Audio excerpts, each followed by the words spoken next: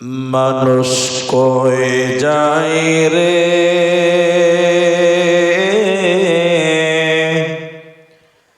দুনিয়া ছাড়িয়া,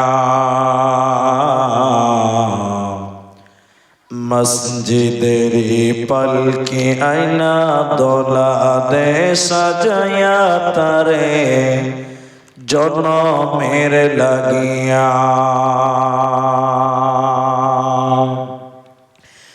মানুষ কই যায় রে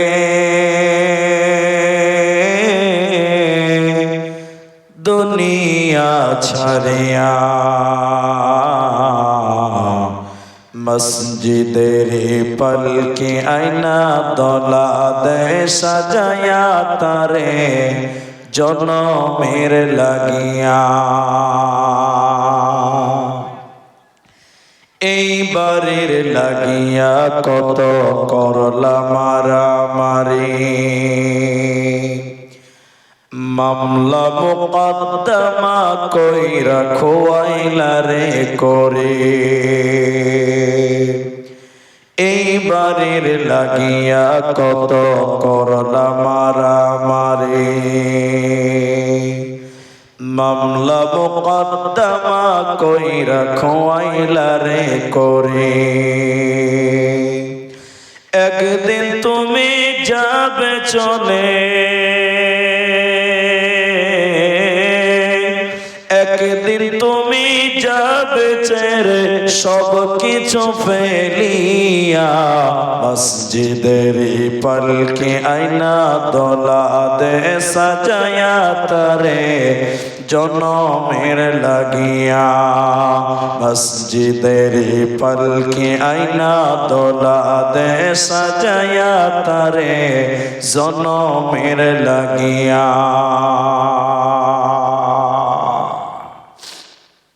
উপস্থিত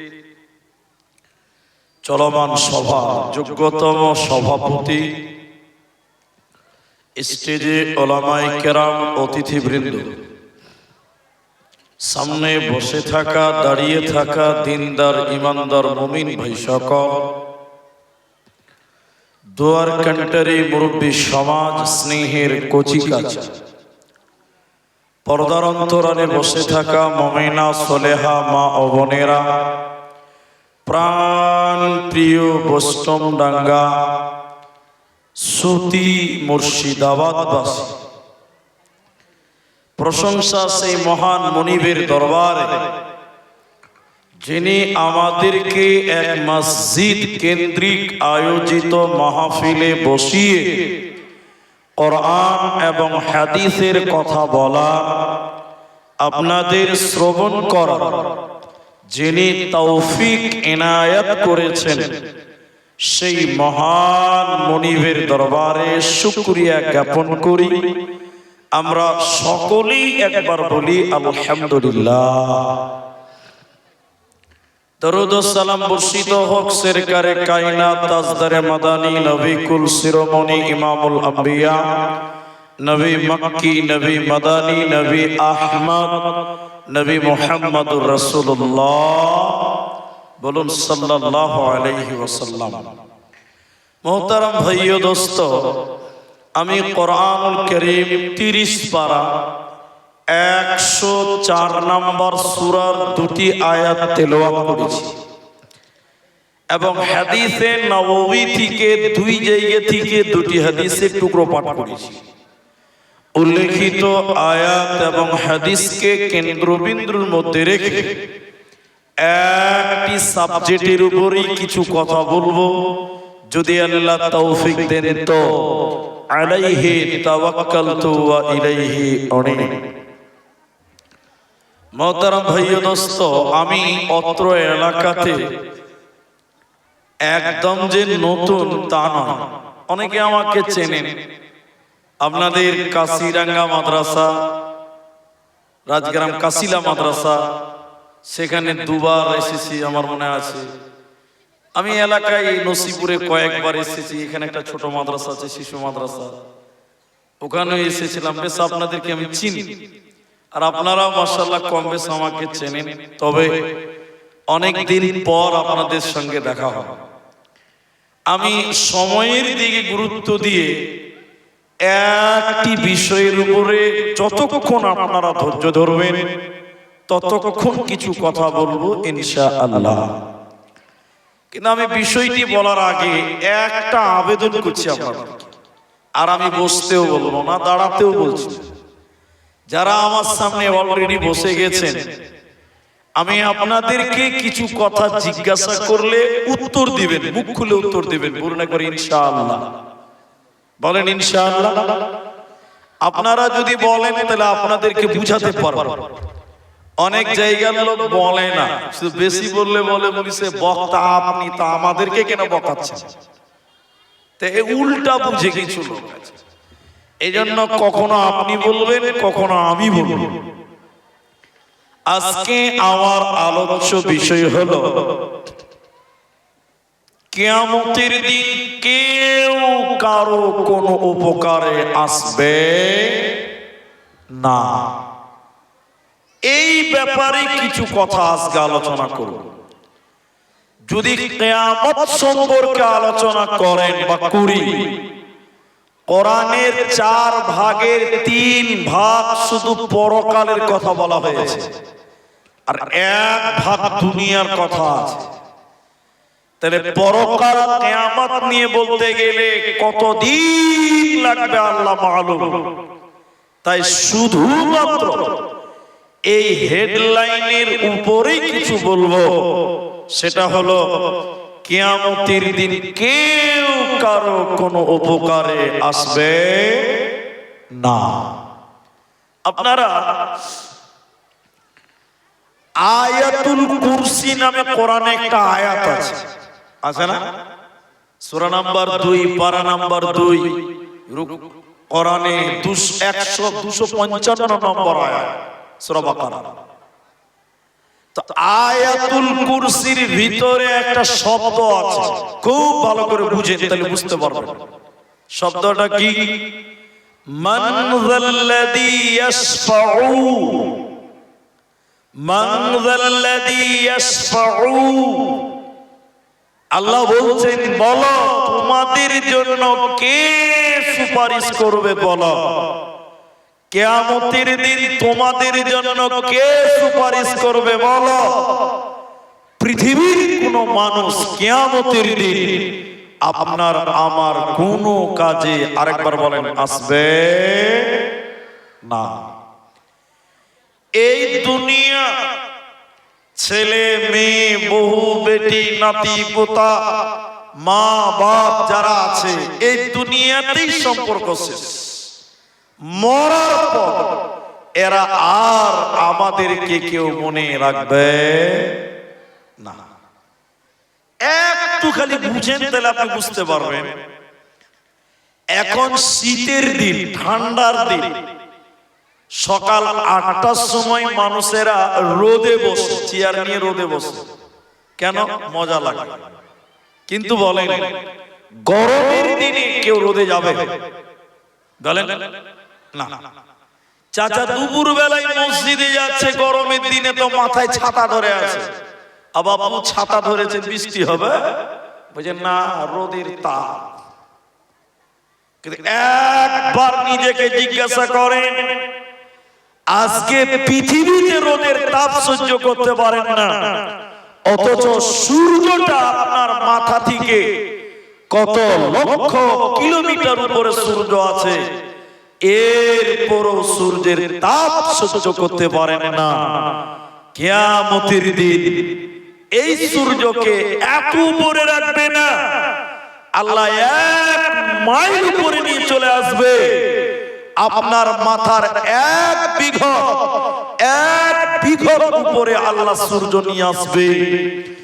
সূর্যের তাপে মানুষদের চামড়া পুড়ে যাবে, মানুষদের মগজগুলো টক টক করে ফুটবে, মানুষেরা পেরেশান হয়ে দৌড়তে হযরতে আদম আলাইহিস সালামের কাছে আসবেন। আব্বা আদম, আল্লাহকে একটু বলে দেন, আল্লাহ যেন বিচার তাড়াতাড়ি শেষ করে আমাদেরকে যেন জান্নাতে দিয়ে দেয়। বলুন, আদম নবী সেদিন আমাদের কোনো কাজে আসবে? বলেন না। লোকেরা পেরেশান হয়ে কিয়ামতের দিন দৌড়তে দৌড়তে আদম আলাইহিস সালামের কাছে আসবেন। আব্বুজান আদম, আপনি আল্লাহকে একটু বলে দেন, আল্লাহ যেন তাড়াতাড়ি বিচারটা শেষ করে আমাদের জান্নাতে দেয়। সেদিন আদম আলাইহিস সালাম বলবেন, আমি তোমাদের জন্য আল্লাহকে কিছু বলতে পারবো না। কেন? আল্লাহ এত রাগান্বিত হয়ে আছে আজকে, এরকম রাগান্বিত আল্লাহ কোনদিন রাগে না। অতএব আমি আদম আজকে তোমাদের কোন কাজে আসব না। মানুষেরা পাগলের মতন দৌড়বে, সূর্যের তাপ সহ্য করতে না পেরে উলঙ্গ হয়ে ল্যাংটা হয়ে বিবস্ত্র হয়ে মানুষেরা দৌড়বে। দৌড়তে দৌড়তে অন্য নবীদের কাছে যাবে, ইয়াকুবের কাছে যাবে, আইয়ুবের কাছে যাবে, ইউসুফের কাছে যাবে। কোন নবী কিয়ামতের দিন আপনার আমার কোন কাজে আসবে না। মানুষেরা দৌড়তে দৌড়তে কিয়ামতের দিন হযরতে ঈসা আলাইহিস সালামের কাছে গিয়ে বলবেন, আল্লাহর নবী ঈসা, আপনি আল্লাহকে বলে দেন আল্লাহ আমাদের বিচার যেন তাড়াতাড়ি কমপ্লিট করে দেয়। হযরতে ঈসা নবী তখন বলবে না, লক্ষ লক্ষ ইহুদি নাসারারা আমাকে আল্লাহর পুত্র বলেছিল, আল্লাহর সন্তান বলেছিল। আমি জানি না আমার আল্লাহ আমার সাথে কি ব্যবহার করবে। আমার ভয় হচ্ছে আল্লাহ আজকে আমার সাথে কি আচরণ করবে। অতএব আমি ঈসা তোমাদের জন্য আজকে কোনো কাজে আসব না, আসব না, আসব না। অতএব কিয়ামতের দিনে কোন নবী আপনারা আমার কোন কাজে আসবে না। ইমাম বুখারী আলাইহি রাহমাত তিনি বললেন, ওই কিয়ামতের দিনে নবীগণেরা কুল্লু নবী, প্রত্যেকটা নবী, প্রতিটা নবী রাসূল কিয়ামতের দিন তারা বলবে, ইয়া নফসি, ইয়া নফসি, নফসি, ইয়া নফসি, ইয়া নফসি, আল্লাহ আমাকে বাঁচাও, আমাকে বাঁচাও। নবীদের যদি এই অবস্থা হয়, নবীদের যদি এই করুণ অবস্থা হয়, সেদিন আপনার আমার কোন কাজে তারা আসবে না, আসবে না। আল্লাহ তাবারাক ওয়া তাআলা সূরা বাকারার 255 নম্বর আয়াতের ভিতরে আল্লাহ বললেন, শোনো, মান যাল্লাযী ইয়াশফাউ, বলো বলো কিয়ামতের দিন তোমাদের সুপারিশ করবে কে? তোমাদের জন্য আল্লাহর কাছে ফরিয়াদ করবে কে? অন্য কোন নবী নয়, অন্য কোন রাসূল নয়, একজন নবী তার উম্মতের জন্য সুপারিশ করবে। তিনি হলেন নবী মুহাম্মদুর রাসূলুল্লাহ। সবাই বলেন সাল্লাল্লাহু আলাইহি ওয়াসাল্লাম।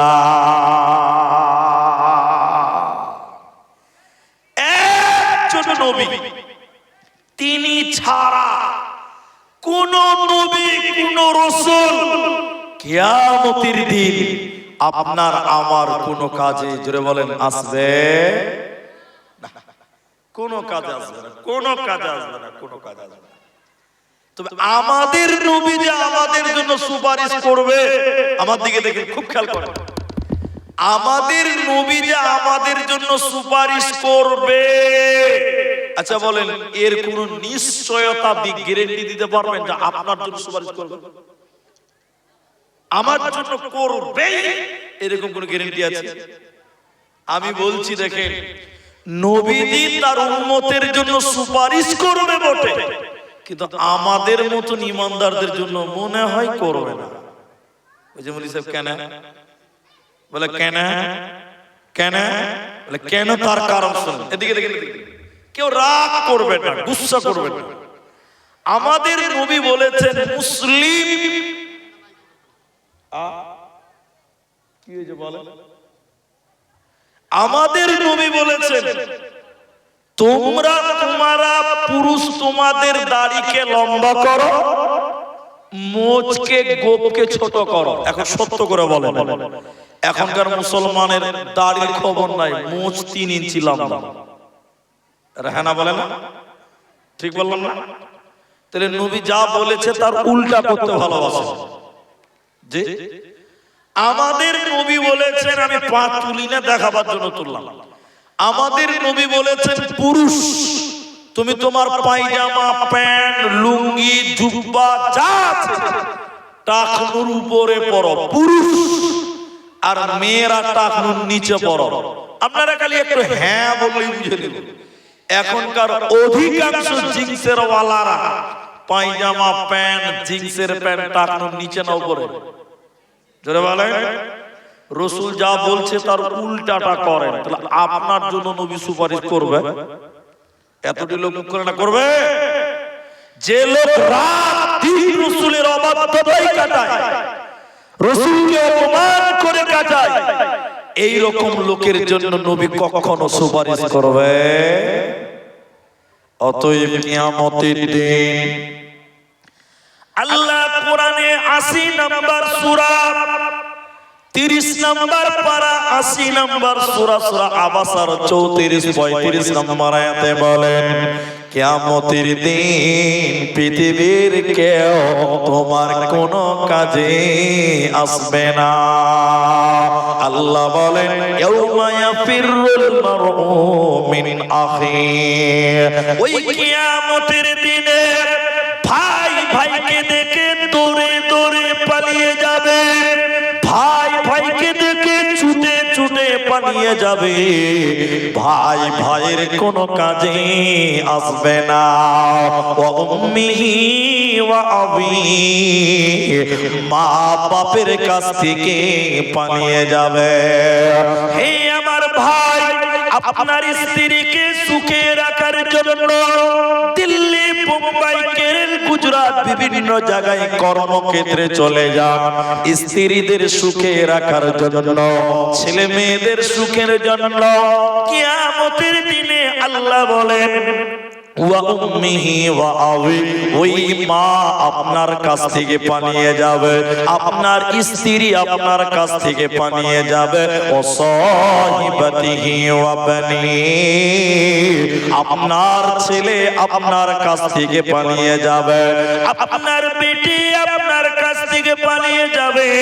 ওই কিয়ামতের দিন ছেলে মেয়ে, স্বামী স্ত্রী, মা বাপ তারা আপনার কোনো কাজে আসবে না, আসবে না, আসবে না।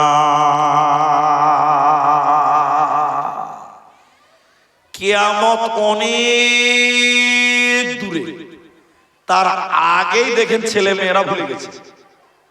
দেখায় আপনাকে, আমার দিকে খুব মনোযোগ দিয়ে শুনেন, তাহলে বুঝতে পারবেন। একজন উকিল, এ আপনাদের জঙ্গিপুরের উকিল নয়, বহরমপুরের উকিল নয়, ইন্টারন্যাশনাল মামলা লড়ে, দেশ বিদেশে কেস লড়বে। ও এক একটা কেসের হিয়ারিং ফাইল করবে তো 2 লাখ টাকা নেবে। আচ্ছা বলেন, ধনী না গরিব? বলেন, অনেক বড় লোক। তো দুটো ছেলে লন্ডনে থাকে। একদিন রাত্রি বেলায় বাড়িতে কেউ নাই, চাকর আছে দুটো, দারোয়ান, আর উকিল আর ওর স্ত্রী আছে ঘরের ভিতরে 3 তলাতে। ঠান্ডার রাত, উকিল আর স্ত্রীকে নিয়ে একদম লেপের তলে শুয়ে আছে। তো ভালো, ওটা নেকির কাজ, ওটা নেকির কাজ, সওয়াবের কাজ। স্বামী স্ত্রীতে লেপের তলে শুয়ে আছে, হঠাৎ করে উকিলের বুক ব্যথা, আমার দিকে দেখে বুক ব্যথা তো প্রচন্ড ব্যথা, উকিল সহ্য করতে না পেরে থরফর করতে করতে করতে করতে 10 মিনিটে মারা গেল। ক মিনিটে মারা গেল বলেন? 10 মিনিট মারা গেল। একটু আগে স্বামী স্ত্রীদের লেপের তলে একসঙ্গে শুয়ে চুম্মা খাচ্ছিল, আদর করছিল, এখনই মারা গেল। মেয়েটা তখন দিক না পেয়ে ওই দারোয়ানকে ডাকছে, করে নেপালি আছিস রে দারোয়ান? তো দারোয়ান বলছে, জি ম্যাডাম। তাড়াতাড়ি উপরে আয়, তোর সাহেব মারা গেল। দারোয়ান বাচ্চা মানুষ, নেপালি মানুষ, দৌড়তে দৌড়তে দৌড়তে দৌড়তে কেটে যে দেখছে সাহেব আসলে মারা গেল। তখন ম্যাডাম বলছে, তোর সাহেবকে এক্ষুনি ঘর থেকে বার কর, মরে গেছে, না হলে ভূত হয়ে ঘরে থেকে যাবে, আমি ঘরে থাকতে পারবো না। কিছু বুঝতে পারলেন? 10 মিনিট আগে সাহেবের গলা ধরে শুয়েছিল, চুম্মা খাচ্ছিল, যেই মরে গেছে বলছে তাড়াতাড়ি বার কর, না হলে ঘরে ভূত হয়ে থেকে যাবে, এই ঘরে আমি থাকতে পারবো না। বলেন, মনে রাখবেন। নেপালি তখন বলছে, ম্যাডাম আমি তো 35 কেজি ওজন আর সাহেব হলো 95 কেজি, আমি কি আর নামাতে পারবো? কোনোমতেই সম্ভব নয়, আমি কি আর নামাতে পারি? মেয়ে বলছে, না, তাড়াতাড়ি ঘর থেকে বার কর, এই ঘরে আমি থাকতে পারবো না, ভূত হয়ে গেছে, মরে গেছে, মানে ভূত হয়ে গেছে। কি বুঝলেন? এই মেয়েটা 10 মিনিট আগে তার স্বামীর গলা ধরে শুয়েছিল, চুম্মা খাচ্ছিল। লজ্জা করবেন না? তার নেপালিকে বলছে, যা ড্রয়িং রুম থেকে দড়ি নিয়ে আয়। দড়ি নিয়ে এসে বলছে, তোর সাহেবের পায়ে বাঁধ। দুজন দারোয়ানকে বেঁধে বলছে, টেনে টেনে টেনে টেনে টেনে নিচে নামা। 3 তালা থেকে ছেঁচড়িয়ে ছেঁচড়িয়ে ছেঁচড়িয়ে ছেঁচড়িয়ে নিচে নেমে চলে এলো, একদম নিচে নিয়ে এলো। কেন? উপরে রাখা যাবে না, মরে ঘরে ভূত হয়ে যাবে, এই ঘরে আমি থাকতে পারবো না। তাহলে বলেন, আপনি যার জন্য এত দুনিয়াতে পেরেশান, আপনার ছেলে, আপনার মেয়ে, আপনার স্ত্রী, জোরে বলুন, সবাই বলুন, মরে যাওয়ার পর এই ছেলে মেয়ে স্ত্রী নাতি পোতা এরা আপনাকে মনে রাখবে? জোরে বলে না, মনে রাখবে? মরে গেছে তাই মনে রাখে না, কিয়ামতের দিন তো অনেক ভাগ্যর ব্যাপার। এরা কিয়ামতের দিন কোনো কাজে আসবে না। আল্লাহ 63 নম্বর সূরা 28 নম্বর পারা সূরা মুনাফিকুনের 9 নম্বর আয়াতে কোরআনে আল্লাহ বলেন, হে ঈমানদারেরা, লা তুলহিকুম আমওয়ালুকুম ওয়ালা আওলাদুকুম। হে ঈমানদার, আল্লাহ বলেন, তোমাদের মাল, তোমাদের ব্যবসা, তোমাদের বাণিজ্য, তোমাদের ইনকাম, আর ওয়ালা আওলাদুকুম, তোমাদের সন্তান, তোমাদের ছেলে, তোমাদের মেয়ে, তোমাদের আওলাদ যেন তোমাদের আল্লাহর জিকির থেকে ভুলিয়ে না দেয়। তোমার ছেলে মেয়ে যদি আল্লাহ থেকে তোমাকে গাফিল করে দেয়, জেনে রাখো মরার পর কিয়ামতের দিনে এই ছেলে মেয়েরা আপনার কোনো কাজে আসবে না, ওরা উপকার করবে না, করবে না। তাহলে কিয়ামতের দিনে ঈমান আর আমাল, ঈমান আর আমাল ছাড়া পৃথিবীর কেউ কোনো কাজে আসবে না, আসবে না। আমি বোস্টমডাঙ্গা জুমা মসজিদের ইমাম, বুঝার জন্য বলছি ইমাম। তো গ্রামের 2-4টা লোক আছে যারা নামাজই পড়ে না, কোনোদিনই পড়ে না, শুক্রবারও পড়ে না, আছে না? আপনাদের গ্রামে এরকম নাই যে শুক্রবারের নামাজও পড়ে না? বহুত আছে, দেখেন। তা আমি ইমাম সাহেব বলছি, ও ভাই, ও ভাই, তুমি নামাজটা পড়ছো না কেন গো? যে বলছে, মুলি সাহেব সময় পাই না। এই উত্তর আছে না নাই? আপনারা মুখটা খুলেন ভাই, এরকম বলে না, সময় নেই। তাহলে আমি বললাম, আশ্চর্য কথা, সময় নেই। আচ্ছা বলেন, একটু বলেন, এই লোকটা আল্লাহকে বলতে পারবে যে আল্লাহ আমার সময় ছিল না? এতটি মানুষ মুখটা খুলেন ভাই, পারবে না। তো বলছে, বলেছে সময় নেই। আচ্ছা কি করেন আপনি? কি করেন? ওই যে বলি সাহেব আমার দোকান আছে, বিজনেস আছে, ব্যবসা করি, বিভিন্ন কাঁচামালের ব্যবসা, দোকানের ব্যবসা, সময় পাই না। আচ্ছা আমি বললাম এত কামাই করেন, এত বিজনেস করেন, আচ্ছা বলেন 10,000 টাকার একটা বান্ডিল কবরে নিয়ে যেতে পারবেন? জোরে বলেন এরা পারবে? তুলে যাবে নাকি? কে বলছে হ্যাঁ নিয়ে যাবে? পারবে না। এবার দেখেন দেখেন দেখেন দেখেন, তাহলে আমি তখন ওকে আবার প্রশ্ন করছি, ভাই তাহলে নিয়ে যেতে পারবেন না কবরে, তো এত টাকাতে হবে কি? বলি স্যার আমার না বেটি আছে, তো 14 বছর বয়স হয়েছে, ভালো একটা বিয়ে দিতে হবে ভালো করে, ওই জন্য টাকা জমা করছি। আমার ছেলেটা এখন 8 বছর, ভালো একটা মিশনে দিব উমরপুরে, কলকাতায় হোস্টেলে পড়াবো, ওই জন্য টাকা ইনকাম করছি। আচ্ছা বলেন এই মেয়ে এই ছেলের জন্য ইনকাম করতে করতে করতে করতে আল্লাহকে ভুলে গেছে, আছে না নাই? যারা বলেন আচ্ছা বলেন এই ছেলে এই মেয়ে এই নাতি এই পোতা এরা মরার পর কোন কাজে আসবে গো? কেউ নাই। কিয়ামতের দিন দৌড়ে দৌড়ে পালিয়ে যাবে। এজন্য দুনিয়াতে যাদের জন্য করলেন কামাই, মরার পরে তারা মনে রাখবে না। খেটেছি যাদের তরে, খেটেছি যাদের তরে, তারা আজ কত দূরে, নেই না খোঁজ মোরে কঠিন কবরে। গেল সব ভুলে, গেল সব ভুলে, বিবি মেয়ে ছেলে, মা বাপ ভাই বোন সবাই গেল সরে। ও আমি যাদের তোরে বাঁধলাম ঘর গো, ও আমি যাদের তোরে বাঁধলাম ঘর, পর হলো আজ মরে, পর হলো আজ মরে, কঠিন কবরে। ওগো আমার আল্লাহ থাকবো কেমন আধারে, কঠিন কবরে। ওগো আমার আল্লাহ।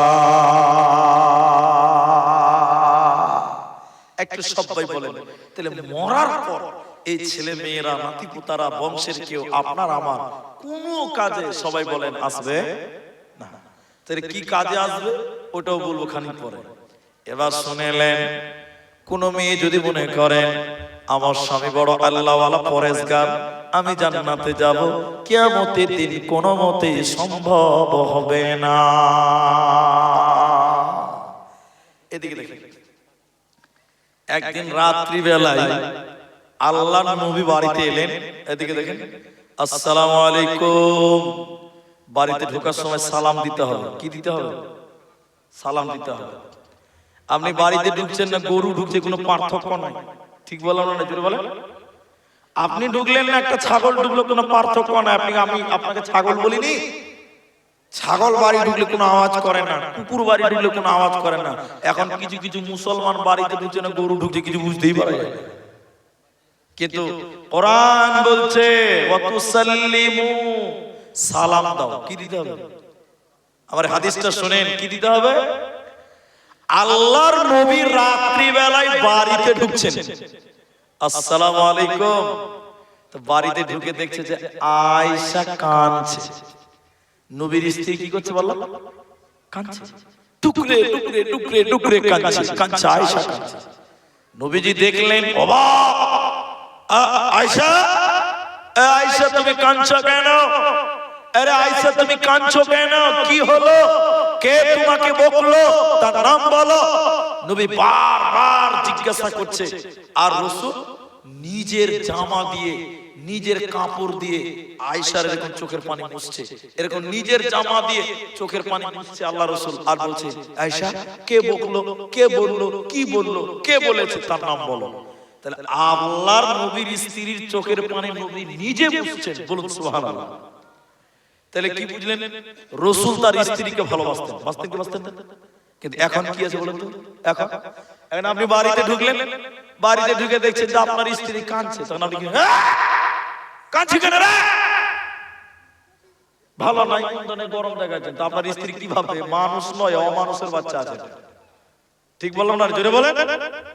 আপনার স্ত্রী বাড়িতে কাঁদছে আর আপনি ঢুকে এবার যে খেলা খেলা বাপের বাড়ি চলে যা, তোর ঘ্যান ঘ্যানা নিয়ে আমাকে ভালো লাগে না, এরকম পুরুষ আছে না? জোরে বলেন। আচ্ছা, আল্লাহর নবী বাড়িতে ঢুকছেন, দেখছেন আয়েশা কাঁদছে, আয়েশা কাঁদছে।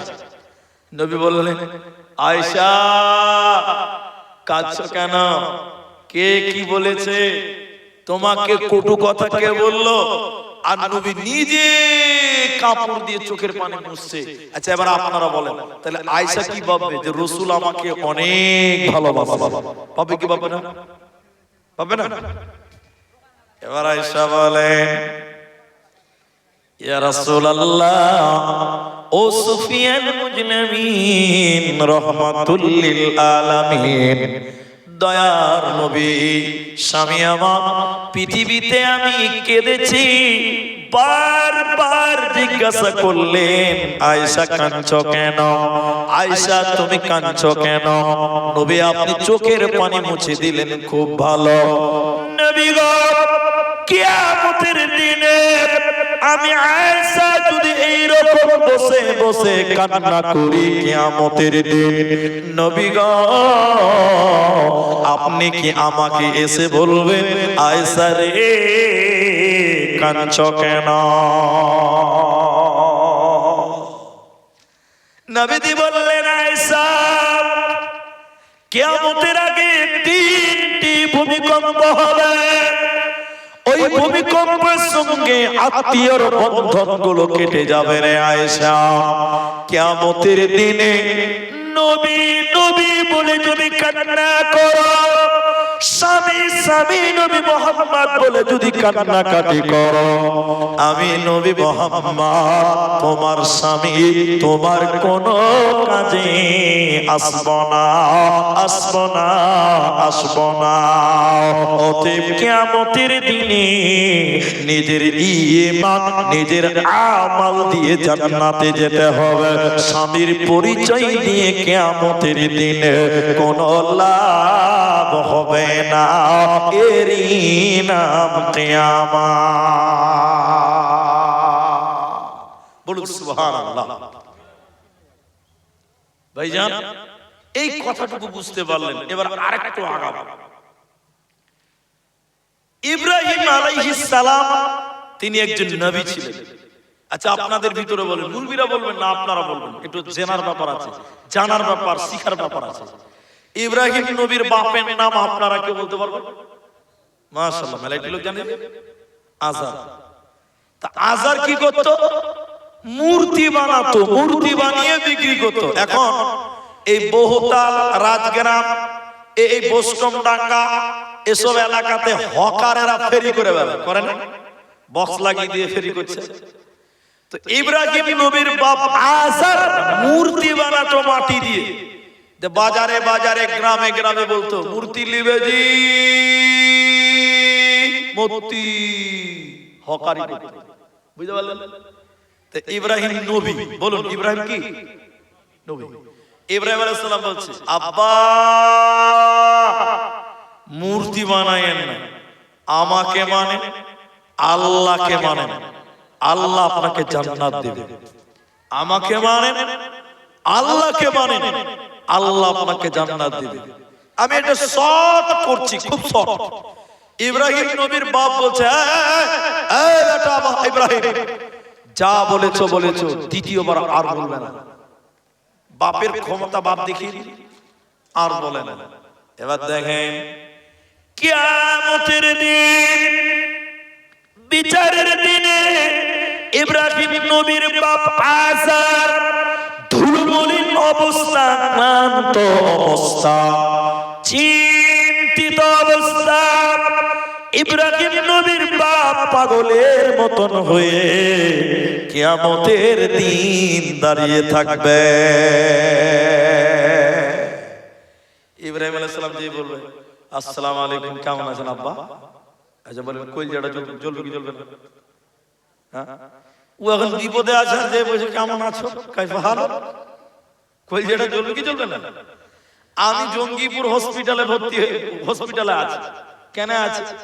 আমার স্ত্রীটা খুব খারাপ, বুঝার জন্য বলছি। তা না আপনি আমাকে দেখে বলছেন মুনি সাহেব ভালো আছে। আচ্ছা বলেন হসপিটালে কেউ ভালো থাকে ভাই? ওর মাথায় কি আছে বলেন? আমাকে বলছে মুনি সাহেব ভালো আছে। ওই এটা বলতে পারে মুনি সাহেব কি ব্যাপার নাকি বলছেন কি ব্যাপার? তো আমি বলবো হ্যাঁ আমার স্ত্রীর পাথর হয়েছে বা বাচ্চা হবে বা আর কিছু, এটা বলতে পারে। আমি হসপিটালে আছি যে বলছে মুনি সাহেব কেমন আছে? হ্যাঁ আমার বেটার বিয়ে লেগেছে ওই জন্য হসপিটালে আছে। জি তো ইব্রাহিম নবী তার বাপকে দিয়ে বলছে আব্বা কেমন আছে? ইব্রাহিম নবীর বাপ পাগলের মতন চেহারা, উস্কো উস্কো ক্লান্ত ধুলমুলিন ক্লান্ত শরীর নিয়ে দাঁড়িয়ে আছে। এবার কঠিন দিন, কিয়ামতের দিন। ইব্রাহিম নবী গিয়ে বলল আব্বা জান এখন বুঝতে পারছেন কত জ্বালা। হে আমার বাপ, ইব্রাহিমের বাপ তখন বলবে হে বেটা ইব্রাহিম তুমি শুনে নাও, আজকে তুমি আমাকে যা বলবে আমি তোমার বাপ তাই শুনব। আচ্ছা একবার বলেন তো ভাই, এখন কিয়ামতের দিন শুনে আর কোনো লাভ আছে? এতটি লোক বলে না লাভ আছে গো, দুই রাকাত নফল নামাজ পড়ার টাইম পাওয়া যাবে, 1 টাকা দান করার সুযোগ না। তখন ইব্রাহিম আলাইহিস সালাম তার বাপ বলছে বেটা ইব্রাহিম আজকে কিয়ামতের দিন তুমি যা বলবে আমি তাই মানব রে বেটা। ইব্রাহিম আলাইহিস সালাম আল্লাহকে ডেকে ডেকে তখন বলবে আল্লাহ আয় রব্বুল আলামিন তুমি আমাকে ওয়াদা দিয়েছো ইব্রাহিমকে আমি তোমার কাছে যা চাইবো তুমি তাই দেবে।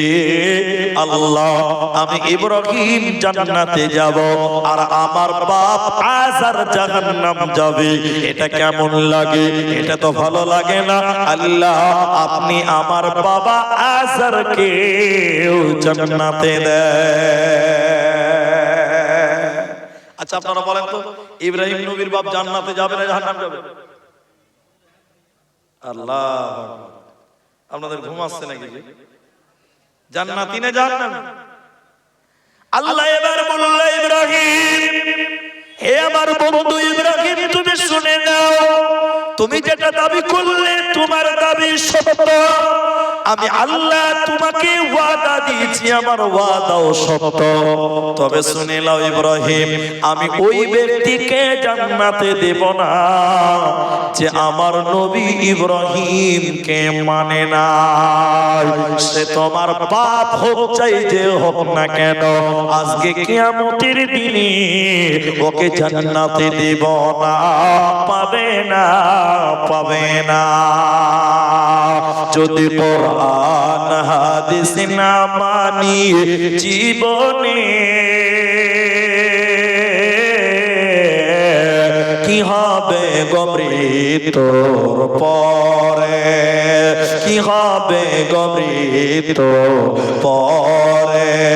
4 মাযহাবকে ফরজ জেনেছি, এক মাযহাবের আমল করেছি। কোরআন হাদিসের দিকে দেখিনি তো ফিরে কি হবে গমৃত্যুর পরে, কি হবে গমতের পরে। যদি কোরআন হাদিস না মানি জীবনে কি হবে গমতের পরে। তাইলে ইব্রাহিম নবী হয়েছিলেন ভালো, কিন্তু তার বাপকে কিয়ামতের দিন জুড়ে বলুন বাঁচাতে পারবে? এখন কিছু কিছু লোক বলছে বংশে যদি একটা মুলবি হয় বা হাফেজ হয় তো বলছে 7 বংশের জন্য উপকার করতে পারবে। ইব্রাহিম নবী যদি তার বাপকে বাঁচাতে না পারে আমাদের নবী হুঁশিয়ারি দিলেন স্ত্রীকে যে আমি তোমার কোনো কাজে আসবো না। এটা সাধারণ মুলবি সাহেবের সম্মান আল্লাহ দিয়েছে ভালো, কিন্তু তার দ্বারা তার 7 বংশ জান্নাতে যাবে এটা হতে পারে বলেন না। এবার আমি আপনাকে আরেকটা পয়েন্ট দেখাবো, দেখেন শুনেলেন আল্লাহ সূরা তাহরিমের ভিতরে 29 নম্বর পারাতে সূরা তাহরিমের ভিতরে আল্লাহ বললেন শোনো, শুধু তাই নয়, দুইজন নবী তার সামনে তাদের স্ত্রীগণ জাহান্নাম যাবে। দুইজন নবীর স্ত্রী, দুইজন নবীর বিবি কিয়ামতের দিন জাহান্নাম যাবে।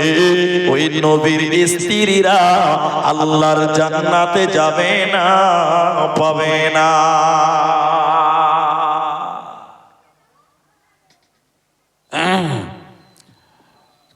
মসজিদে খাবারের ব্যবস্থা রয়েছে এবং অনেক রান্নাও আছে, খাবার নষ্ট হয়ে যাবে। যার জন্য অনুরোধ করছি, যাদের খাবারের প্রয়োজন আছে মসজিদে দোতলায় গিয়ে উপস্থিত হয়ে যান। মেয়েদের এবং ছেলেদের, পুরুষ এবং মেয়ে উভয়ের খাওয়ার ব্যবস্থা আছে। ছেলেরা দ্বিতলাতে যাবেন আর মেয়েরা 3 তলাতে সর্ব উপরে। যাদের খাওয়ার প্রয়োজন আছে অবশ্যই গিয়ে খাওয়া দাওয়া করে আসুন। এখানে দুটো জিনিস আছে ভাই, এক তো খাওয়ার অপচয় হবে, ওই জন্য মাইকে বলতে হলো, এটা প্রয়োজন ছিল বলছি, বুঝতে পারছি, কিন্তু এর সিস্টেমগুলো একটু ভুল হয় বুঝলেন। লোক তো ছিল না, লোক তো এসে বসলো মাত্র, এতক্ষণ তো খাওয়া দাওয়া করছিল, আবার বলছে খেয়ে আয় যা, জালসাটা কালকে হবে নাকি? তো ভাই সবাই যায় না, 2-4 দিন করে যান, এটাও হবে ওটাও হবে, খাওয়াটা নষ্ট না হোক এটা আমরাও চাই না, ঠিক আছে আপনারা বলিয়ে দিন, খাবারটা নষ্ট না হোক, 2-4 দিন করে যান, খাবারটা খান, অপচয় করা আল্লাহ পছন্দ করেন না। হ্যাঁ মাশাআল্লাহ, এটা একটা গুরুত্বপূর্ণ কথা, আল্লাহ আল্লাহ ভরসা। তাহলে আমি যে কথা বলছিলাম, তাহলে কোরআনে সূরা তাহরিমের ভিতরে আল্লাহ বলেন দুইজন নবী তার স্ত্রীদেরকে জাহান্নাম থেকে বাঁচাতে পারবে না, নবীর স্ত্রীরা আল্লাহর জাহান্নাম চলে যাবে, সেদিন তাদের কোনো কিছু করার থাকবে। আল্লাহ এটাই কোরআনে বারবার বলেন, মান যাল্লাযী ইয়াশফাউ, বলা হে মুসলমান বান্দা বান্দীরা, কিয়ামতের দিন তোমাদের কে উপকার করবে, কে সুপারিশ করবে? কেউ নয়, তোমার আমল দিয়ে পার করো। আল্লাহ বলেন ওই দুইজন নবীকে, যে দুইজন নবীর স্ত্রী আল্লাহর জাহান্নাম চলে যাবে, কোরআনের কথা। 1 নাম্বার নবী হলো হযরতে নূহ আলাইহিস সালাম। হযরতে নূহ আলাইহিস সালাম তার স্ত্রী জাহান্নাম যাবে, নিজে স্বামী নবী স্ত্রীদেরকে বাঁচাতে পারবে না। আল্লাহ এরপরে কোরআনে বলেন হযরতে লূত আলাইহিস সালাম, তিনি একজন জবরদস্ত নবী ছিলেন। ওই লূত নবী তার স্ত্রী জাহান্নাম চলে যাবে, কিয়ামতের দিনে কোনো কাজে তার স্বামী আসবে না, আসবে না। অতএব তাহলে কিয়ামতের দিন বাঁচবেন কি দিয়ে মুসলমান? ঈমান এবং আমাল, ঈমান এবং আমাল, রাসূলের আদর্শ, রাসূলের সুন্নাত যদি বাস্তবায়ন করতে পারেন, কিয়ামতের দিন আপনার কাজে আসবে, উপকারে আসবে। নবী মুহাম্মদুর রাসূলুল্লাহ সাল্লাল্লাহু আলাইহি ওয়াসাল্লাম তাছাড়া কেউ কোনো কাজে আসবে না।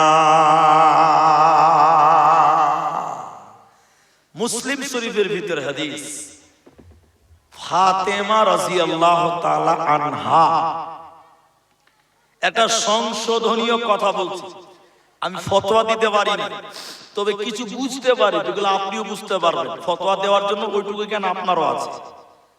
আচ্ছা, নবীর স্ত্রীগণ আমাদের মা, নবীর স্ত্রীগণ আমাদের কি? সবাই বলে, কোরআন আল্লাহ বলছে উম্মাহাতুল মুমিনিন, মুমিনদের মা নবীর স্ত্রীগণ। এজন্য নবী মরার পর যে স্ত্রীগুলো রেখে গেছিলেন কেউ আর বিয়ে করতে পারবে না, ওদেরকে আর বিয়ে করা যাবে না, ওরা আমাদের মা।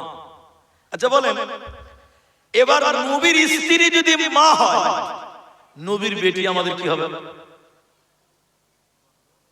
আরে বাবা, বাংলা বুঝে না নাকি? বোন হবে। মায়ের ছেলে, মায়ের বেটি কি হবে? বোন হবে। কিন্তু বাংলাতে একটা প্রবাদ আছে, মা ফাতেমা। ফাতেমাকে কি বলছে মানুষ? মা বলছে। তো ফাতেমার মাও তোমার মা, আর ফাতেমাও তোমার মা নাকি? হ্যাঁ বলছে, ওটা বলছে মানুষ, ঠিক আছে, এটা বলছে। তাহলে ফাতেমাকে আপনি মা বলবেন কেন? ও আমার মা নয়। বুঝতে পারছেন কথাটা? বুঝতে পারেননি মনে হয়। ফাতেমার মা হলে আমাদের মা, তাহলে সে আমাদের দিনী বোন হতে পারে। বাস, এর চেয়ে কি সহজ বাংলা আছে? কেন কথাটা বললাম? এটা প্রসঙ্গ নিয়ে এলো তাই। এবার আমি যেটা বলছি, আল্লাহর নবী ফাতেমার কাছে গেছেন একদিন, কোন এক টাইমে। নবী ফাতেমাকে মা বলতেন। বাপেরা মেয়েদেরকে মাই বলে, মা বলে না, মেয়েকে মা বলে। সাহাবীরা বলতেন উম্মে আবি, বাপের মা। মেয়েটা কত দামি, হাসিন হুসেনের মা, নবীর বেটি, খাতুনে জান্নাত, জান্নাতে নারীদের লিডার, সর্দারিনী হবেন মেয়েদের। আলীর স্ত্রী এত দামি মেয়ে, নবীজি তার কাছে যে একদিন বসে বললেন, বেটি রে, মা রে, ফাতেমা, আমি তোমার বাবা নবী মুহাম্মদ বেঁচে আছি বেটি, তোমার কোনো কিছুর চাওয়ার আছে, দরকার আছে, আমাকে বলো, আমি তোমার বাপ তোমাকে দেব। বেটি রে, পৃথিবীতে কিছু দরকার আছে তো বলো, আমি এখন বেঁচে আছি, তোমাকে দিতে পারবো, তোমাকে দিয়ে যাব।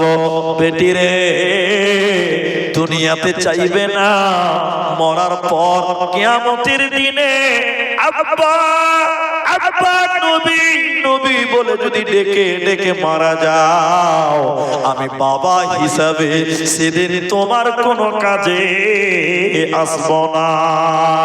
এই জন্য কিয়ামতের দিনে বন্ধু বান্ধব, মা বাপ, ভাই বোন, আত্মীয় স্বজন একজন একজনকে দেখবে তো দৌড়ে দৌড়ে দৌড়ে দৌড়ে পালিয়ে যাবে। শুধু একজন মানুষ আসবে, তিনি হলেন নবী মুহাম্মদুর রাসূলুল্লাহ সাল্লাল্লাহু আলাইহি ওয়াসাল্লাম। তিনি আপনার বন্ধু হয়ে যাবে, তিনি আপনার কিয়ামতের দিন কাজে আসবে। অতএব দুনিয়াতে আপন করবে তো একজনকে করো, দুনিয়াতে আপন বানাবে তো একজনকে বানাও। তিনি হলেন নবী মুহাম্মদুর রাসূলুল্লাহ সাল্লাল্লাহু আলাইহি ওয়াসাল্লাম।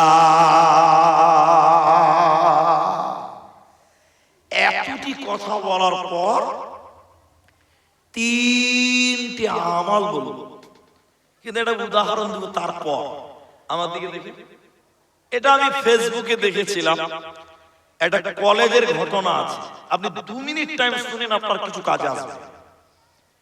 একটা মেয়ের বিয়ে হয়ে গেছে, একটা বাচ্চা আছে, 2-3 বছরের বাচ্চা আছে। মেয়েটা কলেজে পড়ে। তো বিবাহিত মেয়েরা কলেজে পড়ছে না, এখন পড়ছে। তো কলেজের প্রিন্সিপাল বা প্রফেসর মেয়েটাকে একদিন দেখে বলছে, মা, ও মা, তুমি একটু সামনে এসো তো মা। মানে মেয়েটাকে ডাকছে, ছাত্রীকে মা বলে ডাকছে, তুমি একটু সামনে এসো। মেয়েটা সামনে এসেছে। প্রফেসর ওই মেয়েটাকে ডাস্টার দিয়েছে আর চক দিয়েছে, ডাস্টার চক দিয়ে বলছে, মা, তোমার তো এখন বিয়ে হয়ে গেছে, তোমার একটা বাচ্চা আছে, তোমার স্বামী আছে, তোমার শ্বশুর আছে, তুমি জীবনে অনেক কিছু অলরেডি পেয়ে গেছো। তো তুমি এই বোর্ডে তোমার সবচেয়ে আপন 10 জন ব্যক্তির নাম লেখো। 10 জন, বলুন কয়জন? 10 জন। মেয়েটা ডাস্টার আর চোখ নিয়ে খুব ভাবছে, খুব ভালো করে বুঝেন কথাটা। কাকে লিখবে? লিখলো মা, বাবা, স্বামী, সন্তান, বোন, ভাই, জি, শ্বশুর, শাশুড়ি, দাদু, দাদি, নানা, নানি। 10 জনের নাম লিখেছে। কয়জনের নাম লিখেছে বলো? প্রফেসর বলছে যে, মা, এই 10 জন তোমার সবচেয়ে আপন। জি স্যার, সবচেয়ে আপন। তখন প্রফেসর বলছে, মা, এখান থেকে 5 জনের নাম কেটে দাও। বলেন, যখন মেয়েটা ডাস্টারটা নিয়ে গেছে মুছবার জন্য, খালি এরকম করছে, কোনটা কাটবো? আর বিবেক নাড়া দিয়েছে, কাকে ছেড়ে কাকে কাটবো, বিবেকে লাগবে কোনটা কাটবো কোনটা রাখবো, খুব টেনশন। মেয়েটা তো কাঁপতে শুরু হয়ে গেছে, কাঁপতে লেগে গেছে। কোন রকম করে দাদি কাটলো, নানা কাটলো, নানি কাটলো, দাদা কাটলো, যে বোনকে ভাইকে কেটে দেবে। এখন স্বামী, সন্তান, বাবা, মা, এরকম 5 জন আছে। মেয়েটা তো খুব টেনশনে আছে। এবার প্রফেসর আবার বলছে মেয়েটাকে, মা এই জায়গা থেকে তুমি আরো 2 জনকে কেটে দাও, বাস। এখন আর মেয়েটা কাটতে পারছে না। ডাস্টারটা নিয়ে হাতে দিয়েছে, থরথর করে কাঁপছে, আর চোখ দিয়ে পানি পড়ছে, টস টস টস টস করে। কাকে কাটবে? 5 জন। কাকে কাটবে? কাকে কাটবে? কাকে কাটবে? ভাই কেটে দিয়েছে, ভাই 4 জন, ভাইটা কেটে দিল। এখন ভাই কাটার পর শ্বশুর শাশুড়িকে কেটে দিয়েছে। এখন মা, বাপ, স্বামী স্ত্রী আছে, মনে করেন স্বামী স্ত্রী 4 জন আছে। এবার মেয়েটাকে বলছে তার প্রফেসর যে, মা এখান থেকেও তুমি 2 জনকে কাটো, আমাকে কাটতে হবে। মেয়ে তো দাঁড়াতে পারে না, কাঁদছে একদম, আর কাটতে পারে না। কাঁদতে কাঁদতে মেয়েটা বেহুশের মতো। স্যার বলছে, না মা তোমাকে কাটতেই হবে। তোমার জীবনে কারা সবচেয়ে প্রিয় মানুষ লেখো। মেয়েটা অনেকক্ষণ চিন্তা ভাবনা করার পর বাবার নাম কেটে দিল, মার নামটাও কেটে দিল, থাকলো স্বামী আর সন্তান। কে থাকলো বলুন? মেয়েটা তো একদম বসে গেছে, আর দাঁড়াতে পারে না। মেয়েটা তো কাঁদতে কাঁদতে বেহুশের মতন হয়ে গেছে। প্রফেসর বলছে, মা এই 2 জনের ভিতরে আর একজনের নাম কেটে দাও। মেয়েটা একবার ডাক্তার স্বামীর কাছে নিয়ে যায়, একবার ছেলেটার কাছে নিয়ে যায়। আহারে কলিজার টুকরা, স্বামী আমার নিজের সম্পদ, ছেলে আমার পেটের সম্পদ, কোনটা ছেড়ে কোনটা কাটবো? অনেকক্ষণ মেয়েটা কান্নাকাটি করার পর ছেলের নামটা মুছে দিল, থাকলো মাত্র স্বামী। প্রফেসর মেয়েটাকে সান্ত্বনা দিচ্ছে, মা তুমি কাঁদিও না, মা তুমি কাঁদিও না। তুমি একবার আমাকে বলো, ছেলেটার নাম মুছে ফেলে দিলে নিজের স্বামীর নাম রাখলে কেন? তুমি ছেলেকে কি ভালোবাসো না? ছেলে কি তোমার আপন নয়? এবার মেয়েটা বলছে, স্যার শুনেলেন, ছেলে আমার দুধের ফসল, ছেলে আমার পেটের ফসল, কিন্তু শুনেলেন এই ছেলে একদিন বিয়ে করবে, বউ পাবে, তো আমাকে ভুলে যাবে, আমাকে কষ্ট দিবে, আমাকে না খেতে দিতে পারে। কিন্তু স্বামী আমার এমন আপনজন, হয় ও মরবে না হলে আমি মরব, তার আগে আমাদের বিচ্ছেদ ঘটবে না। তাহলে আমার সবচেয়ে আপন হলো স্বামী। ঠিক বলেছেন আমি? ঠিক না? আপনি বললেন ঠিক। প্রফেসর তখন মুচকি হেঁটে বলছে, না মা তুমি ফেল হয়ে গেছো, তুমি ফেল হয়ে গেছো, তুমি ঠিক করনি। মুমিনের জীবনে মা বাপ ভাই বোন এরা কেউ আপন নয়, মরে গেলে সব ভুলে যাবে, কেউ আপন নয়। আল্লাহর কোরআন বললে বন্ধু যদি বানাতে হয় একমাত্র 2 জন ব্যক্তিকে বানাও। 1 নাম্বার আহাব্বা ইলাইকুম মিনাল্লাহ, আল্লাহকে বন্ধু বানাও। কে কাকে বানাবো? ওয়া রাসূলিহি, রাসূলকে বন্ধু বানিয়ে দাও। বলে বলি সাহেব কেন? স্বামী তোমাকে ধোঁকা দিবে, মরে গেলে দেখবে 3 মাস পর আরেকটা বিয়ে করেছে, মনে রাখবে? যারা বলে মনে রাখবে না। মরে গেছে স্ত্রী, 3 সপ্তাহ যায়নি, বলছে বলি সাহেব একটা মেয়ে দেখে দেন না গো। বলে কি ব্যাপার? বলে হুজুর বিয়ে ছাড়া কি থাকতে যাওয়া যায়? বউ ছাড়া কি থাকা যায় ঠান্ডার দিন? লজ্জার কথা নাই। বউ স্বামীকে, মেয়েটাকে বলছে, মা তোমার স্বামী তোমাকে ভুলে যাবে, তোমার সন্তান তোমাকে ভুলে যাবে, পৃথিবীর যত প্রেম আছে সব ধোঁকা, সব ভেঙে যাবে, কিন্তু বলেন আল্লাহর প্রেম ভাঙবে? জোরে বলো। নবীর প্রেম, আল্লাহ কোরআনে বললেন, কুল্লু মান আলাইহা ফান, সব ধ্বংস হয়ে যাবে। স্বামীর মহব্বত ধ্বংস হবে, ছেলের ভালোবাসা বন্ধ হয়ে যাবে, ধ্বংস হবে, মা বাপের ভালোবাসা একদিন ছুটে যাবে। কিন্তু আল্লাহ এবং রাসূলের সঙ্গে যদি প্রেম করো, কিয়ামতের দিন ওই নবী তোমার জন্য সুপারিশ করবে। আল্লাহ এবং নবীর প্রেম কোনোদিন ধ্বংস হবে না। তাহলে বন্ধু বানাবো কাকে বলুন দেখবা? আল্লাহ এবং রাসূলকে। এখন আরেকটা কথা বলছি, আপনাদের গ্রামে কবরস্থান আছে, কিন্তু আজ থেকে ধরেন 20-50 বছর আগে কবরস্থান ছিল না। ছিল কি? একটা সময় ছিল বাড়ির কানটাতে কবর দিত সবাই আপনা আপনার জায়গাতে, ছিল না আপনার দিকে? ও আপনারা দেখেন, আপনারা জন্ম থেকে দেখছেন কবরস্থান আছে, কিন্তু এখনো পৃথিবীতে পশ্চিম বাংলাতে অনেক গ্রামে আছে কবরস্থান নাই। তো আমি নিজের কথা বলছি, দেখেন আমাদের যে মোটামুটি 10 বছর হলো হয়তো কবরস্থান হয়েছে আমাদের গ্রামে, তার আগে আমাদেরও ছিল। এরা অনেক বড় জামা, তো বাড়ি বাড়িতে নিজের জায়গাতে কবর দিতে হতো। ভালো করে শুনবেন এবং হ্যাঁ না বলবেন। একটা লোক মারা গেছে, 13 বিঘা জায়গা ছিল। কত বিঘা? লোকটা মারা গেছে, ছেলে মেয়েরা খুব তাড়াহুড়া করছে। মরি সাহেব মানে বিকাল 4টায় মারা গেছে। কটায় মারা গেছে? তো সন্ধ্যার নামাজ হয়ে গেছে মাত্র মাগরিবে। ছেলেরা যা মুড়ি সাহেব কইছে, মুড়ি সাহেব তাড়াতাড়ি মাটি দিয়ে দেন, তাড়াতাড়ি মাটি। তাড়াতাড়ি মাটি দেওয়া ভালো, কিন্তু ও যে নিয়তে বলছে ওই নিয়তটা ভালো না। কথা বুঝতে পারছেন কি? মানে আমার বাপ মরে গেছে, সারা রাত কে পাহারা দিবে, এটা হলো ওর নিয়ত। এই নিয়ত ভালো না। কথা বুঝতে পারছেন তো? হ্যাঁ না বলেন। এবার মুলি সাহেব বলছে দেখছি কি করা যায়। মোড়ল সাহেব কেটে গেছে, সর্দার সাহেব কেটে গেছে। তো মোড়ল, সর্দার, গ্রামের কমিটি, মৌলভী সাহেব সব বসেছে এক জায়গাতে। ওই ছেলেগুলো কেটে গেছে, যার বাপ মরেছে ওর ছেলে কেটে গেছে।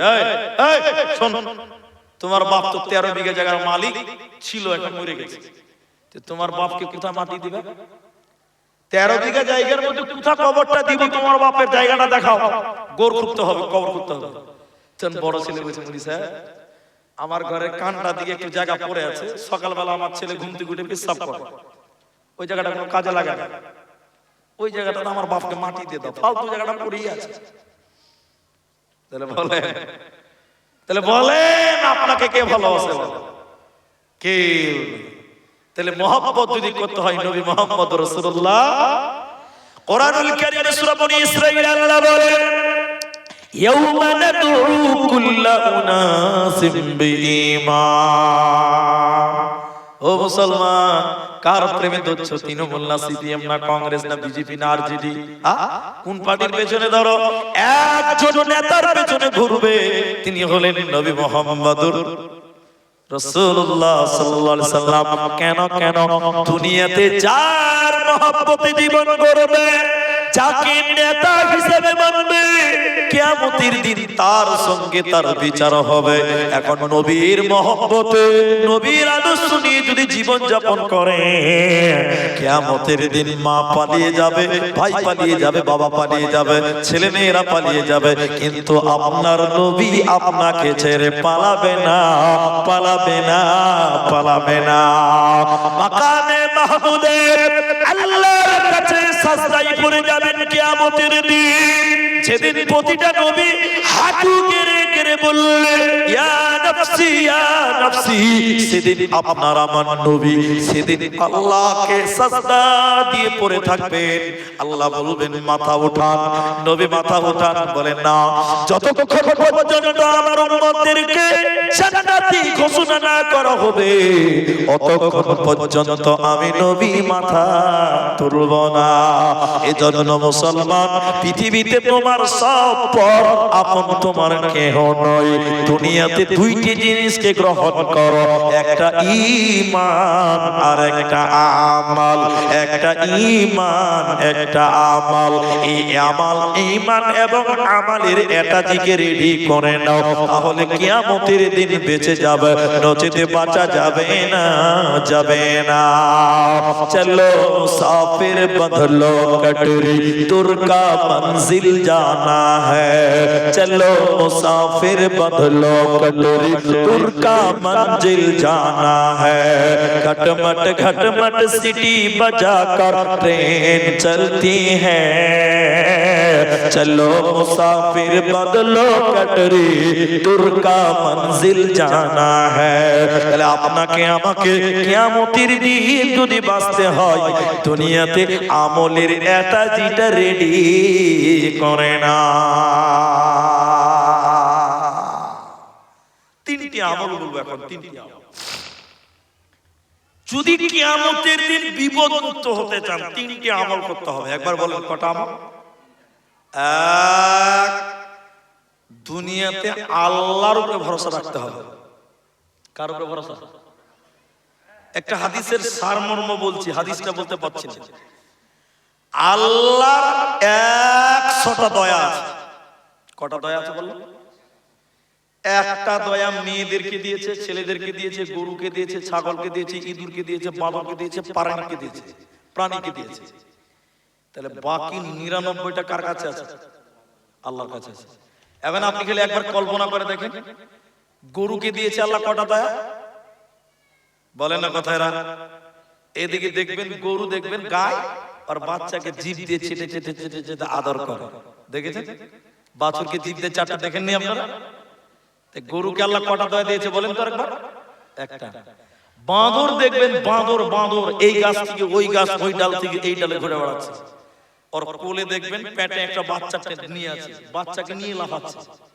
এত দয়া বাঁদরের। আচ্ছা বলুন তো বাঁদরকে কটা দয়া দিয়েছে আল্লাহ? একটা। আল্লাহর কাছে 99টি দয়া আছে, তাহলে তিনি কত দয়ালু বলুন সুবহানাল্লাহ। তার কত দয়া! এই দয়া 99টি দিয়ে আল্লাহ কিয়ামতের দিন বিচার করবেন। তার মানে তিনি কিয়ামতের দিন কত দয়ালু হবেন সুবহানাল্লাহ। কি কালকে বলবেন? 99টি দয়া নিয়ে যখন বিচার শুরু হবে, বেশিরভাগ মানুষকে আল্লাহ বলবে যা চলে যা জান্নাত, আমি দয়ালু তোদের দয়া করলাম, যা জান্নাত চলে যা, জান্নাত চলে যা। কিন্তু এই দয়ার আশা করতে হবে, ভরসা করতে হবে। কি করতে হবে? হাদিসের শেষ অংশে আরেকটা বলি, কিয়ামতের দিন কেউ নিজের আমল দিয়ে জান্নাত যেতে পারবে না। আপনি পারবেন? আমল দিয়ে জান্নাত যেতে পারবেন? বলছে পারবো। বলে কি করে পারবেন? আপনি আমল করেছেন 100টা, গুনাহ করেছেন 500টা। 100টা আমল দেখিয়েছে বলছে জান্নাতি, 500টা গুনাহ বলছে এই থাম, টেনে ধরবে। তাহলে আমাদের নেকির চেয়ে গুনাহ বেশি, এইজন্য আমরা আমল দিয়ে জান্নাত যেতে পারবো? রাসূল বললেন কেউ আমল দিয়ে জান্নাত পাবে না, জাহান্নাম থেকেও বাঁচতে পারবে না আমল দিয়ে। তাহলে জান্নাত যাবে কি দিয়ে? বলছে আল্লাহর দয়া দিয়ে। কার দয়া? জোরে বলুন আল্লাহর দয়া। কার দয়া? আল্লাহর দয়া। এই আশা রাখতে হবে, ভরসা করতে হবে। আল্লাহ আমাদের কোনো পুঁজি নাই, নেকি নাই, কোনো আমল নাই। আল্লাহুম্মা হাসিবুনি হিসাবান ইয়াসীরা। আল্লাহ তুমি আমাদের হিসাবকে সহজ করে দিও। আল্লাহ তোমার উপরে বড় ভরসা, তোমার দয়ার ভিক্ষা নিয়ে জান্নাতে যাব। আল্লাহর উপরে যারা তাওয়াক্কুল করবে, ভরসা করবে, আল্লাহ তুমি ছাড়া কেউ দয়া করতে পারে না, তোমার দয়া নিয়ে জান্নাতে যাব।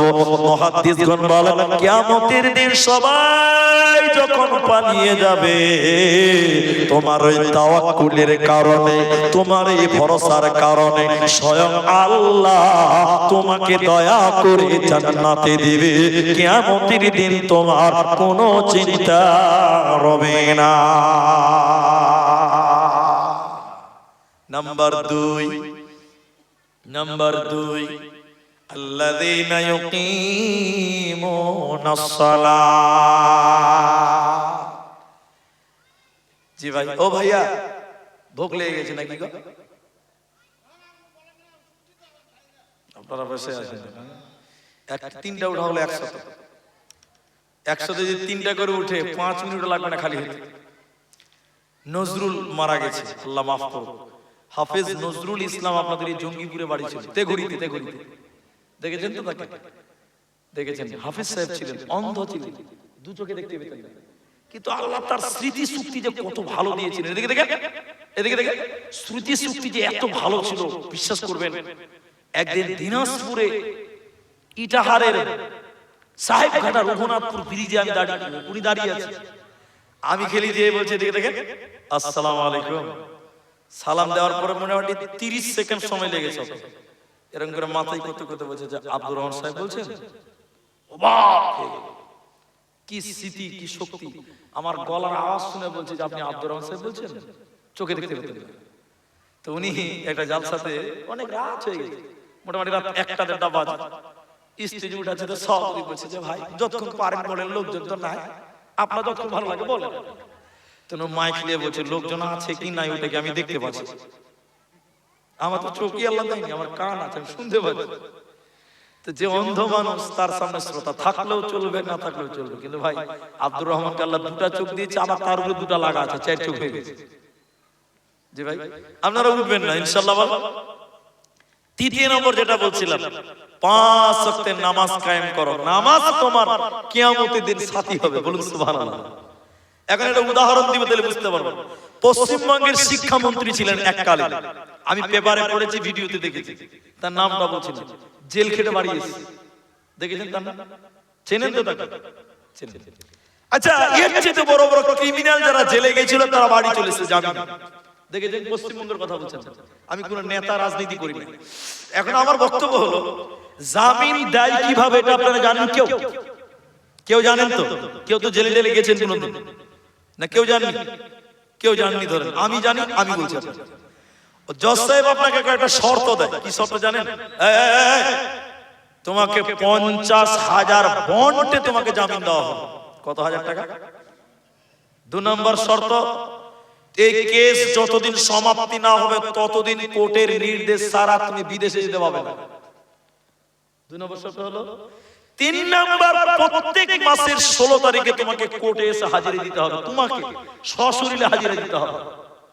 যদি তুমি 2টো হাজিরা মিস করো, 3 বারের বেলায় তোমাকে কান ধরে মামুর বাড়িতে আবার ভরবে, আবার জেলে ভরবে, অ্যারেস্ট করে দিবে। তাহলে কটা শর্ত বললাম? 3টে। এবার আপনারা বলেন, আমার বাপের বাড়ি, আপনার বাপের বাড়ি, দাদুর বাড়ি কোথায়? কে বলতে পারবে?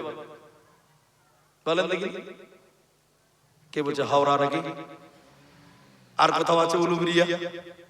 আমাদের বাপ দাদার বাড়ি জান্নাত। বলুন কোথায়? আদমের বাড়ি কোথায় ছিল? জান্নাতে ছিল। একবার সুবহানাল্লাহ বলেন। তাহলে আমরা জান্নাতি মানুষ। এই দুনিয়াকে আল্লাহ বলছে জেলখানা। দুনিয়াটার নাম কি? দুনিয়া সিজনুল মুমিন। মুমিনদের জন্য দুনিয়াটা জেলখানা। তাহলে আমরা জেলখানা আছি। যদি জামিন নিতে হয়, কয়েকটা শর্ত আছে। এই দুনিয়া থেকে জামিন নিতে গেলে কটা শর্ত আছে বললাম? কয়েকটা শর্ত। কয়টা শর্ত বলবো? এক, কোর্টে যেমন মাসের 16 তারিখে হাজিরা দিতে হয়, জামিন নিতে গেলে, এই দুনিয়া নামক জেলখানা থেকে জামিন নিতে গেলে আল্লাহ বলছেন তিনি 5 বার আমাকে হাজিরা দিতে হবে। কবার? বলেন, জোরে বলেন, কবার? 5 বার। আল্লাহর কোর্টটার নাম হলো মসজিদ। আল্লাহ বলেন, আল্লাযীনা ইউকিমুনাস সালাহ।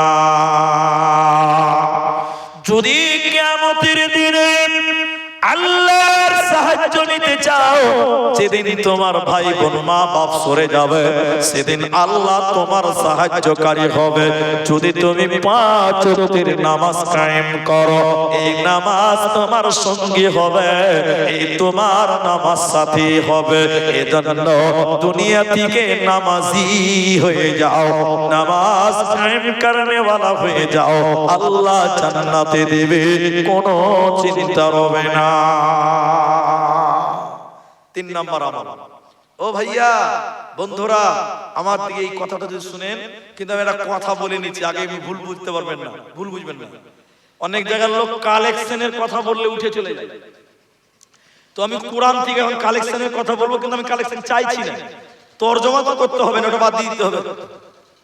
দানের কথা বললেই কিছু লোক পালিয়ে যায়, এবার দান চাই। এটা আপনি বিশ্বাস করেন, আমি দান চাইছি না। কোরআনে যেভাবে আল্লাহ বলেছেন আমি তরজমাটা করছি। 3 নাম্বার, আল্লাহ বলেন, ওয়া মিম্মা রাযাকনাহুম ইউনফিকুন। যারা আল্লাহর রাস্তায় মাল দান করে, এই দান তারা কিয়ামতের দিন ডান হাতে পাবে। বুঝার জন্য বলছি, আমার দিকে দেখেন, আমার দিকে। আমার 3 বিঘা জমি আছে, ব্যাংকে 3 লাখ টাকা আছে, 3টা দোকান আছে, 2টো পুকুর আছে, আমার 3টা ছেলে 2টো মেয়ে। আচ্ছা বলেন, আমি মরে গেলাম, এই যে 3 বিঘা জমি, 2টো পুকুর, 3টা মার্কেট, 3 লাখ টাকা আমি রেখে পড়ে গেলাম। আচ্ছা বলেন, এই জমি জামা, টাকা পয়সা, ব্যবসা, দোকান টোকান, এগুলো আমি কবরে নিয়ে যেতে পারবো? কে পাবে এগুলো বলুন তো?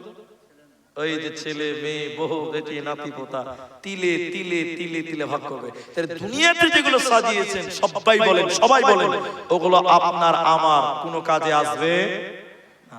তাহলে এবার বলিস আপনার কোনটা? তাহলে আপনার কোনটা? এবার আমি যেটা বলতেছি, তুমি যদি 1 টাকা দান করে যাও, 100 টাকা দান করে যাও, 1000 টাকা দান করে মরে যাও, ছেলে মেয়ে কি বলবে যে আল্লাহ আমার বাবা 1000 টাকা দান করেছে, নেকি গুলো ভাগ করে দাও? ছেলে মেয়ে বলবে আল্লাহ আমার বাবা বস্তমডাঙ্গা জুমা মসজিদে 5000 দিয়েছিল, আমরা 4 ভাই, আল্লাহ ওই 1000 টাকাকে 4 ভাগ করো, 250 টাকা করে ভাগ করে দাও? দিবেন আপনারা? দিবেন? দেবে না। তাহলে বাড়িতে জমি জমা টাকা পয়সা সোনা দানা যা কিছু আছে মরে গেলে সব ভাগ হয়ে যাবে, কিন্তু তুমি যেটা দান করলে এটার ভাগ পৃথিবীর কেউ পাবে না। ওটা কোথায় পাবেন? মনে করলেন আমি হজ করতে যাব, উমরা 1,20,000 টাকা লাগবে, আমি যাচ্ছি একটা সংগঠনের মাধ্যমে, আমি ওনাকে যে বললাম ভাই কি লাগবে, বলে পাসপোর্ট লাগবে, পাসপোর্ট জমা করে দিলাম। কি লাগবে বলে 1,20,000 টাকা। এখন কত লাগবে বলে 70,000, বাকি 50,000 যাওয়ার আগের দিন লাগবে। এখনই কেন লাগবে বলে মুনি সাহেব এখন 70,000 টাকা দিবেন, আমি জমা করে দিব, মক্কাতে আপনার জন্য হোটেল বুক হয়ে যাবে, যাবেন মক্কাতে আপনার জন্য রেস্টুরেন্ট বুক হয়ে যাবে। আল্লাহ তাবারাক ওয়া তাআলা বলেন এই দুনিয়াতে যদি তোরা দান করে যাস এটার নেকি পৃথিবীর কেউ পাবে না, ওটা তোমার অ্যাকাউন্টে জমা হয়ে গেল। ওই অ্যাকাউন্টে কি লাভ হবে, ইন্টারেস্ট কি পাবেন, সুদ কি পাবেন শুনে নাও। আল্লাহ বলেন এখানে তুমি দান করলে আর জান্নাতে তোমার জন্য ঘর নির্মাণ হবে। বানা লিল্লাহি মসজিদান বানাল্লাহু লাহু বাইতান ফিল জান্নাহ। এই দুনিয়াতে যদি আল্লাহর রাস্তায় তুমি দান করো আল্লাহর জান্নাত রিজার্ভেশন বুক হয়ে যাবে, জান্নাতে ঘর তৈরি হয়ে যাবে। তাহলে এখানে টাকা দিলে সৌদিতে রুম পাওয়া যাবে, এখানে টাকা পাঠালে সৌদিতে, দুবাইয়ে, কুয়েতে, আমেরিকাতে হোটেল বুক করা যায়। আর আল্লাহর সিস্টেম দেখেন এই বস্তমডাঙ্গা মসজিদে যদি দান করেন আল্লাহর জান্নাতে ঘর বুক হয়ে যাবে। এটাই হলো আল্লাহর রাস্তায় দান করা। আমার আল্লাহ বলেন কিয়ামতের দিন সবাই চলে গেলে তুমি যে দান করেছিলা এই দান তোমাকে ধোঁকা দেবে না, কিয়ামতের দিন ডানাতে আমলনামা দেওয়া হবে। এজন্য আল্লাহ 3 নাম্বার বলেন ওয়া মিম্মা রাযাকনাহুম ইউনফিকুন, আল্লাহর রাস্তায় তোমাকে দান করতে হবে। আমার লাইব্রেরিতে একটা বই আছে, বাংলাতে আছে, কিন্তু বিষয়টা হচ্ছে যে কি ছবি দেওয়া আছে। ছবিটা কি? সৌদি আরবের মক্কা মদিনায় ঐতিহাসিক জায়গাগুলো ছবি দেওয়া আছে এবং তারপরে ঘটনাগুলো বিস্তারিত দলিল সহ লেখা আছে। আমি একটা ঘটনা বলবো, 2 মিনিটে লাগতে পারে। আচ্ছা আপনাদের কি কষ্ট হবে? ঘটনাটার নাম হলো বীরে উসমান। আপনাদের এলাকায় কুয়া আছে না? কুয়া ইন্দ্রা আছে, ইন্দ্রা আছে, পানি আগে কুয়োতেই তো পানি খেতে নাকি, তো কুয়া কুয়া। তো মদিনাতে ভাই পানির খুব অভাব ছিল, এখন নাই, এখন অত্যাধিক মেশিন হয়ে গেছে, সাবমার্শাল, বড় বড় ফ্যাক্টরি, পানির কারখানা। রাসূলের যুগে কিন্তু পানির খুব অভাব ছিল ভাই, এদিকে দেখবেন খুব উন্নত। তা আল্লাহ রাসূল সাহাবীদেরকে নিয়ে মদিনায় চলে গেলেন। কেউ তো কিছু নিয়ে যেতে পারে না, বাড়ি ঘর, ব্যবসা বাণিজ্য সব মক্কা থেকে গেল, সব গরিব হয়ে গেছিলেন মদিনায় যাওয়ার পর।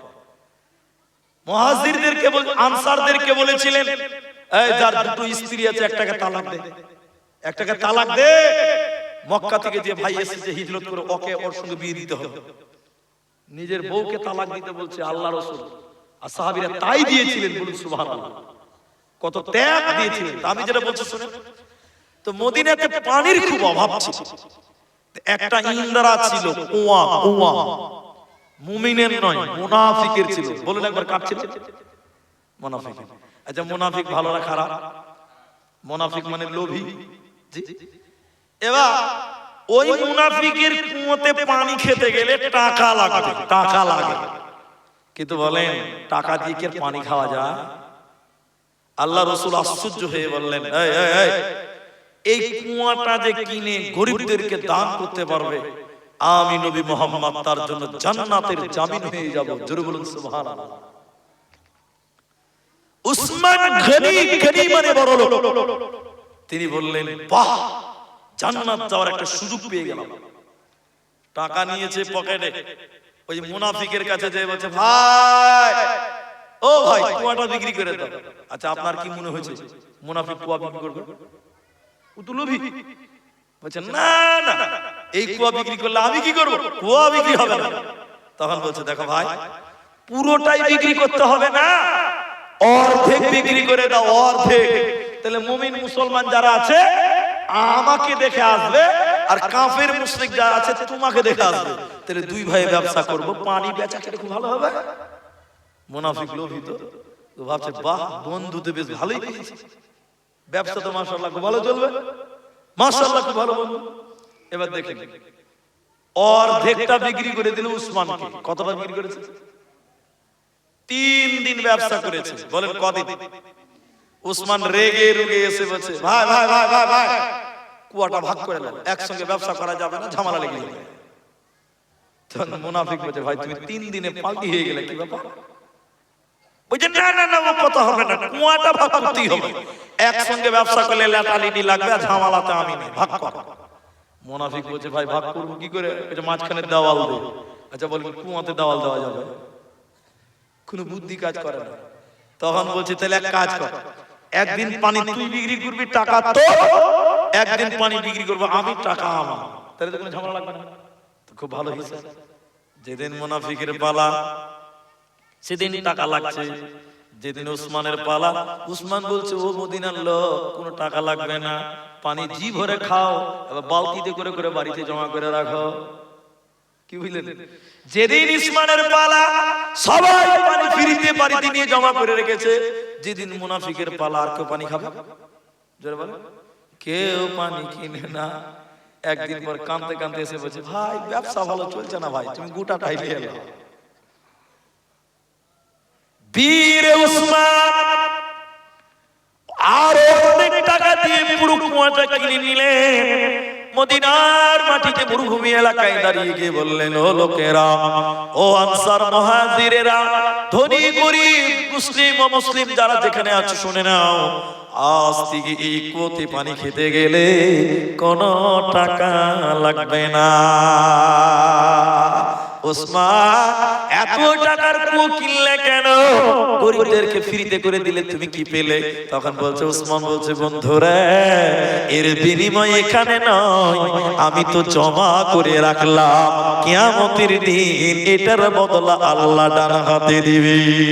আমার ব্যবসা বাণিজ্য যা কিছু আছে, মরে গেলে সব ছেলে মেয়ে ভাগ করবে, এই যে দান করে দিলাম এটার ভাগ ছেলে মেয়েরা কেউ পাবে না, এটার নেকি একমাত্র শুধুমাত্র আমি পাবো।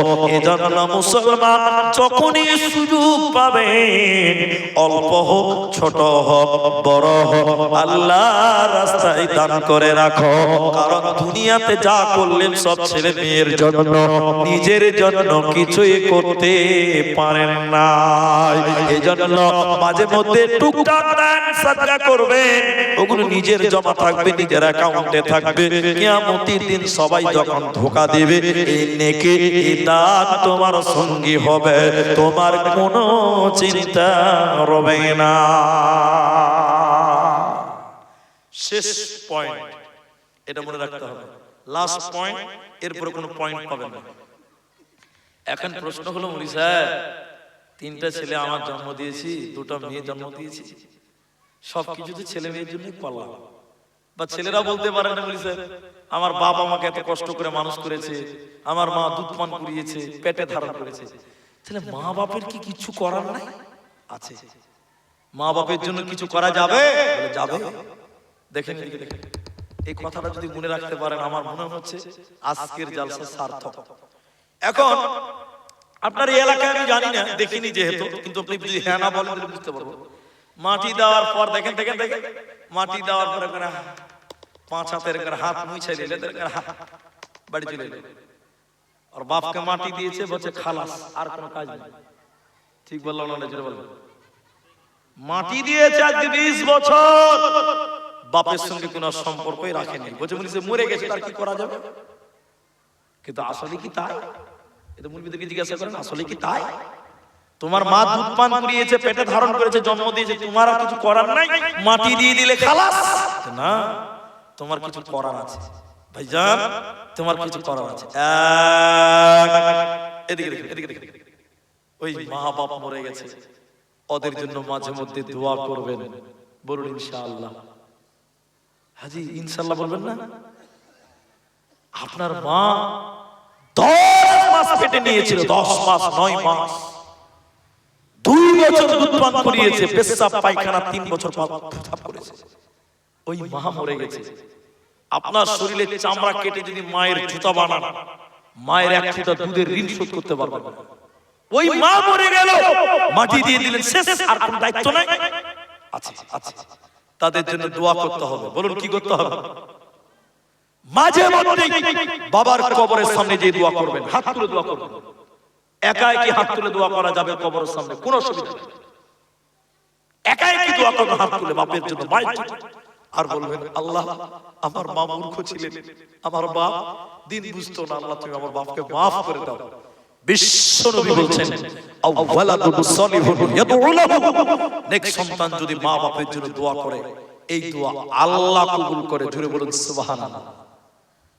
আপনি আপনার বাবা মায়ের কিয়ামতের দিন কিছু করতে পারবেন না, কিন্তু কবরে শুয়ে আছে বাবা মা, দুনিয়াতে যদি দোয়া করেন, এই দোয়া আল্লাহ কবুল করে। আরেকবার বলুন সুবহানাল্লাহ।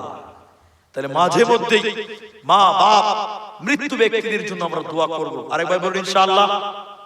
2 উঠবেন না, 2 নম্বরটা হলো ওই মা বাপের জন্য সাদকা করবেন, দান করবেন, সাদকা করবেন, দান করবেন।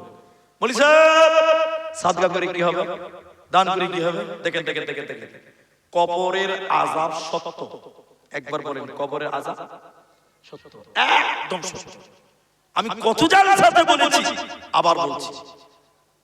এই ছেলেটার চেয়ে ছোট ছিলাম আমি, এই ছেলেটা ওই যে এরকম ছেলেটার মতো আমি যখন মাদ্রাসায় ছাত্র, ছোট বাচ্চা, আমাদের বলেছিলেন যে কবরস্থান ছিল না, বললাম একটু আগে, জুমার দিনে একটা লোক মারা গেছে। হুজুর বললেন, জুমার পর জানাজা আছে, কেউ উঠবেন না, বসেন। বাইরে জানাজা হবে, মাঠে জানাজা হবে। জানাজা হয়ে গেছে, মাটি দিতে গেছি, শত শত মানুষ লাইনে দাঁড়িয়ে আছে জুমার দিনে। যে লোকটা মারা গেছে তার বাড়িতে মাটি হবে, কবরে মাইয়াতকে রেখেছে, উপরে টাঁটি দিয়েছে, বাঁশের টাঁটি। এবার মাটি দিতে শুরু হবে, কবর এত দূরে হিলছে, দুলছে, মনে হচ্ছে ভূমিকম্প হচ্ছে। লোকজন ভয় খেয়ে আশপাশে তাকাচ্ছে যে ভূমিকম্প হচ্ছে। কসম আল্লাহর, একটাও গাছ হিলে না, পাতা লড়ে না, অথচ কবরটা মনে হচ্ছে ভূমিকম্প হচ্ছে, এত লড়ছে। লোকেরা ভয় কবর দেওয়া ছেড়ে দিয়ে, মাটি দেওয়া ছেড়ে দিয়ে চলে গেল। যে মারা গেছে তার ছেলেরা কোদল দিয়ে বাপের কবর মাটি দিয়ে সমান করে দিল। এবার বলেন, কবরের আযাব সত্য না মিথ্যা? বুখারীর হাদিস, আযাবুল কবরি হাক্কুন, কবরের আযাব সত্য। তা আল্লাহ নবী বলেন, আমার মা মরে গেছে, দান করলে কি হবে?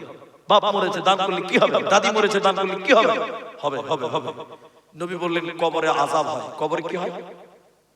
আযাব হয়। বিশ্ব নবী বলেন, কেউ যদি ওই মাইয়াতের জন্য দান করে, সাদকা করে, আল্লাহ সাথে সাথে ওই কবরের আযাবকে বন্ধ করে দেয়, থামিয়ে দেয়। জোরে বলুন সুবহানাল্লাহ।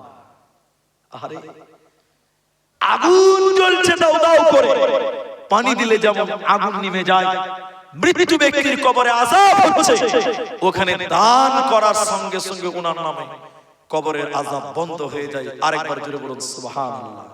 ভাইজান, অনেকটি মানুষ আমার সামনে বসে আছেন, দেখতে দেখতে দেখতে দেখতে ঘড়ির কাঁটায় 12টা বেজে 37 মিনিট বেজে গেল।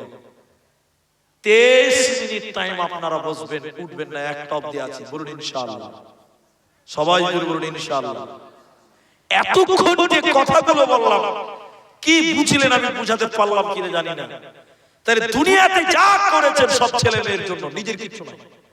আপনি যদি এখন 1 টাকা দান করেন, 1000 টাকা দান করেন, এটা আপনি নিজের জন্য করলে পরকালে পাবেন।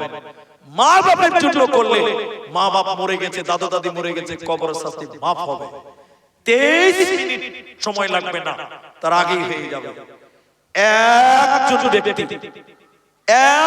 ব্যক্তি 2টা নিয়ত করে একটা দান করেন, 5000 টাকা। নিয়ত কি? বলি সাহেব আমার মা মরে গেছে, বাবা মারা গেছে, আপনি 5,000 টাকা দিলাম, আমার মা বাপের জন্য দোয়া করেন, আল্লাহ যেন আমার মা বাপের কবরস্থানে মাফ করে। আর আমি আমার নিজের জন্য এটা দিলাম, তাহলে এটার বদলা আপনি কিয়ামতের দিন পাবেন, মা বাপের কবর শাস্তিকে আল্লাহ মাফ করবেন। একজন মানুষ এই দুটো নিয়তে, নিজের জন্য, মা বাপের জন্য 5,000 টাকা দিবেন, নিজের জন্য দিবেন, এজন্যই এটাই আপনার ছেলে মেয়েরা কেউ পাবে না। আর মা বাপের জন্য দিলে কবর শাস্তি মাফ হয়। একজন মানুষ 5,000 টাকা দেবেন এই মসজিদের জন্য, একজন লোক। আপনার এতগুলো মানুষ আমার সামনে আছেন, আমি দোয়া করব, বলেন কে বলবেন? আপনি দেবেন? মসজিদ সেক্রেটারি নাকি? মসজিদের সেক্রেটারি স্যার, তিনি 5,000 টাকা দেবেন বলছেন। আমি দোয়া করব, কাউকে অপমান করব না। মা বাবা আছে আপনার? মা বাবা আছে? বাবা নাই, আমারও বাবা নাই, মা আছে। আমি একটু দোয়া করব। আয় রব্বে কারীম, গভীর রাত 12:30 বার হয়ে গেছে, রব্বুল আলামিন ওই বাবার কবরের শাস্তিকে তুমি মাফ করো। একবার জোরে বলুন আল্লাহুম্মা আমিন। আল্লাহুম্মা গফির লাহু ওয়ারহামহু ওয়াসাব্বিতু। আয় রব্বুল আলামিন, গভীর রাত্রিতে তোমার বাপ তার বাপের জন্য আল্লাহ ছেলে দিয়েছে, রব্বুল আলামিন বাবের জীবনের কবরের শাস্তিকে তুমি মাফ করে জান্নাত বানিয়ে দাও। বলুন আমিন। ইলাহুল আলামিন, মসজিদের সেক্রেটারি আল্লাহ তুমি তার কামাই রুজিতে তুমি বরকত দান করো। বলুন আমিন।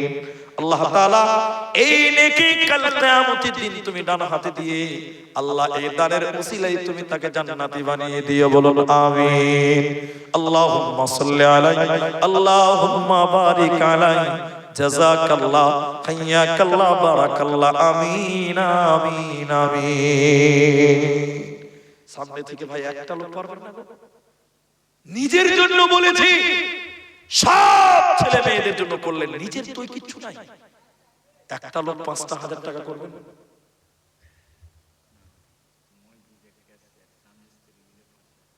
মসজিদের কিসের আমার ভাই, ওনার বাড়িতে আমি মেহমান হলাম আজকে, স্বামী স্ত্রী মিলে তিনারাও 5,000 টাকা দেবেন। আমি দোয়া করবো রব্বুল আলামিন তুমি তাদের পরিবারে সুখ দাও, শান্তি দাও। একবার বলুন আল্লাহুম্মা আমিন। দোয়া শুনলে আমিন বলতে হবে। আল্লাহ গো, আমার ভাই তার কামায়ে রুজিতে তুমি বারাকা দান করো। বলুন আমিন। দাদু দাদি নানা নানি আত্মীয় স্বজন আয় রব্বে কারীম যারা মারা গেছে তুমি তাদের কবরের শাস্তি মাফ করো। আল্লাহুম্মা গফির লাহু ওয়ারহামহু। বলুন আল্লাহুম্মা আমিন। কিন্তু বলুন সামনে দিক থেকে একটা লোক পারবেন না? একটা লোক 5,000 টাকা সামনে দিক থেকে দেখতে চেয়েছি। কোন ভাই, কোন যুবক, কোন বন্ধু 5,000 টাকা নিজের জন্য বলেছি। আরে আপনি যদি মা বাপের জন্য দান না করবেন, আপনার ছেলে মেয়েকে আপনার জন্য দান করবে? কখনো সম্ভব না।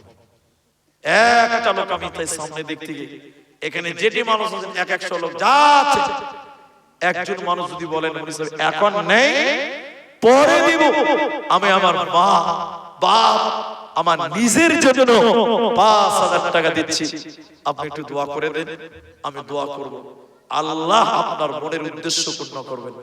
যুবক ভাইরা, অষ্টম ডাঙ্গার ভাইরা, একটা লোক আর কেউ নাই সামনে দিক থেকে? 1,000 টাকা বেনানি 3,000 টাকা মসজিদের মুতাওয়াল্লি সাহেব। তো আমি 5,000 টাকা চেয়েছিলাম, আমি কাউকে অপমান করি না, তবে আমি চেষ্টা দিতে পারবে না। আল্লাহ নামাজ ফরজ করেছে কয়েকটা, আরে ঘুমিয়ে গেছে, খালি পঞ্চায়েতের ভোট আসতে দেন, তখন মাইক লাগে না, এবার তাকবীর দেন, নারে তাকবীর।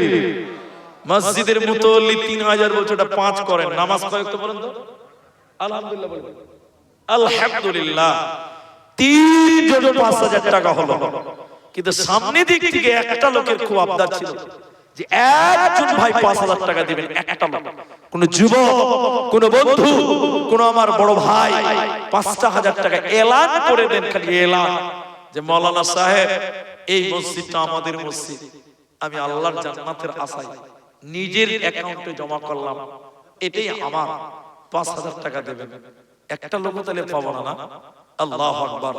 বড় হতাশ হলাম যে এই এলাকার মানুষ সাদা মাঠা মানুষ, তারপরেও তারা দান করে, মাদ্রাসা চালায়, মসজিদ চালায়, এটা আমরা দেখতে পাই।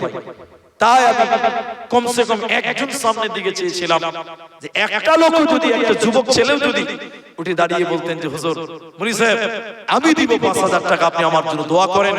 বিশ্বাস করুন রিজিকের মালিক আল্লাহ, আল্লাহ যাকে দিবে, আল্লাহ দেওয়ার মালিক, আল্লাহ আপনাকে বরকত দেবেন। ৫,০০০ টাকা কে দিবে গো? আচ্ছা আল্লাহ, কোনটা জাকির হোসেন? আচ্ছা, আমার বাপু বয়স হয়ে গেছে, দাড়ি পেকে গেছে, চুল পেকে গেছে। আরে ৫,০০০ করার কত শখ দেখেন, আল্লাহ কবুল করুক, বলুন আমিন। ৫,০০০ হয়ে গেল, মানে আগে দিয়েছে ৩ আর এখন আবারও বললেন ২,০০০ টাকা, ৫,০০০ টাকা। আয় রব্বে করিম, মা বাপ যারা কবরে গেছে, আয় রব্বুল আলামিন মা বাপের কবরের শাস্তি তুমি মাফ করে দাও। ইয়া হাইয়্যু ইয়া কাইয়্যুম বিরহমাতিকা নাস্তাগীথ ইয়া জিল জালালি ওয়াল ইকরাম। রব্বুল আলামিন গভীর রাত্রিতে আল্লাহ জাকির আমার বাপজি, আল্লাহ বাবা মা কবরে চলে গেছে, দাদু দাদি কবরে চলে গেছে, আল্লাহ এই দান তুমি কবুল করে তুমি তাদের জীবনের গুনাহ মাফ করো, আমিন আমিন আমিন। এই কথাটা আমি বলবো, আমি একটা অবধি থাকবো, 15 মিনিট টাইম আছে। যেটি মানুষ হোসেন চলে যাবেন না, এটা আমি আবেদন করেছি। আপনি দান না করলেও বসে থাকেন, দোয়াতে আমিন বলবেন। এখন একটা কথা বলবো ভাইজান, টাকা ৫,০০০ 4 জন হয়েছে, কিন্তু ৫,০০০ 5 জন হবে, কারণ নামাজও 5 ওয়াক্ত, ইসলামের বুনিয়াদ 5টা, কলেমাও 5টা, টাকাও ৫,০০০, হয়েছে 4 জন। কেমন লাগছে বলেন? আর একটা লোককে কেউ পারবেন না গো? আমার মা বোনেরা, আমার বোনেরা, আমার বেটিরা, খালারা, ৫,০০০ টাকা। আর একটা লোক যদি কেউ বলেন 5 ওয়াক্ত পূর্ণ হয়ে যাবে, ফজর, যোহর, আসর, মাগরিব, এশা, জি 4 ওয়াক্ত হয়ে গেছে, 1 ওয়াক্ত বাকি থাকবে, কি করবেন বলেন? আল্লাহর ঘর আপনাকে রক্ষা করতে হবে, বিনিময়ে আল্লাহ দিবেন পরকালে। আসেন দিকে এখন না পারলে পরে দিবেন, আমি তো বলিনি এখন দেন, কিন্তু সামনে দেখছি যে ভাই একটা লোক কেউ এলো না, এটা আমি অবাকই হচ্ছি একটু। মা আমার ভাইরা স্টেজ থেকে 1 জন 2 জন মিলে মিশে 4 জন হয়ে গেছে, মাশাআল্লাহ, জাযাকাল্লাহ হিয়াকাল্লাহ। আসবে মরণ কখন কোথায়, আসবে মরণ কখন কোথায় কারো জানা নাই, জানাজার নামাজের আগে নামাজ পড়ো ভাই।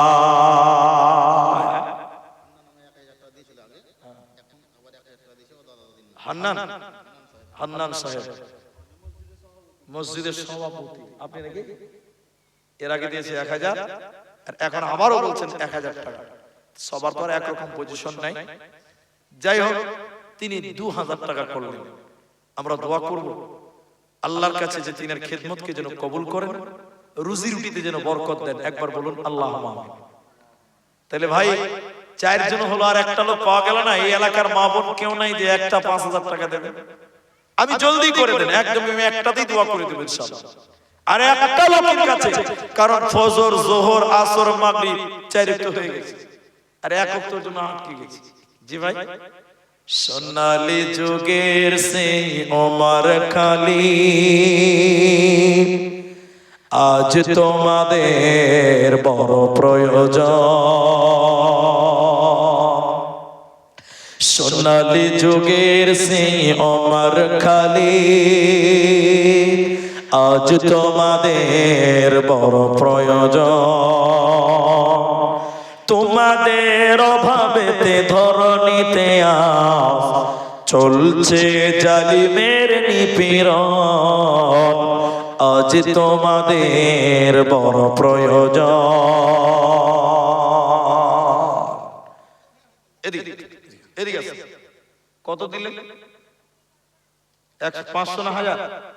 5000 দিয়েছে, 1000 দিয়েছে, আলহামদুলিল্লাহ।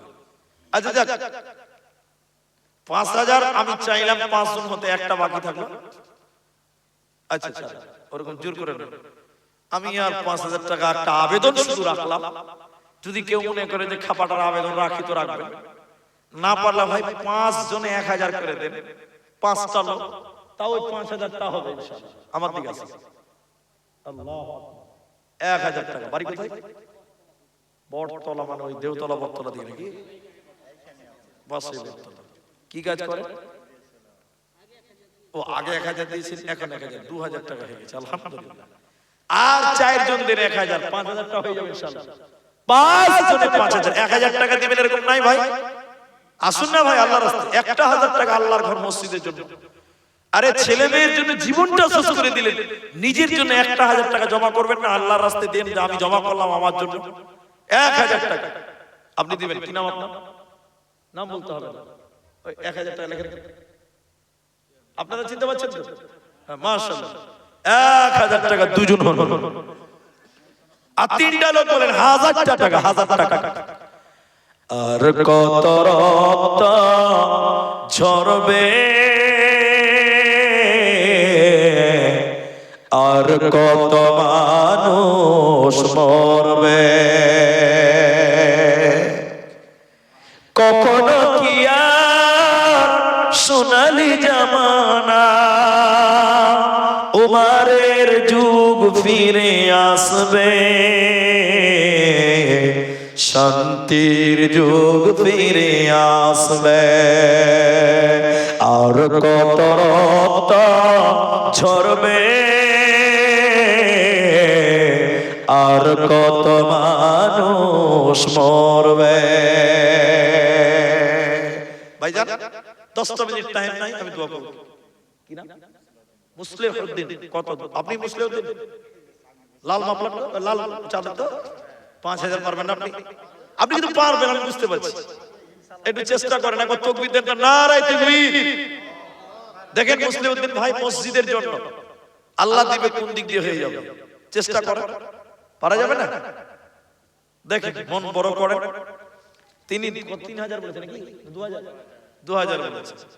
তা যাক, যদি জুলুম মনে করেন তাহলে নিতে হবে না, আর যদি মনে করেন যে আমি পারবো, এখন তো লাগবে না, পরে দিবেন, এর নামটা বলবেন। আরেকজন ভাই দিয়েছেন 1,000 টাকা, 3 জন হয়ে গেল মাশাআল্লাহ, মাশাআল্লাহ। কত আছে ভাই?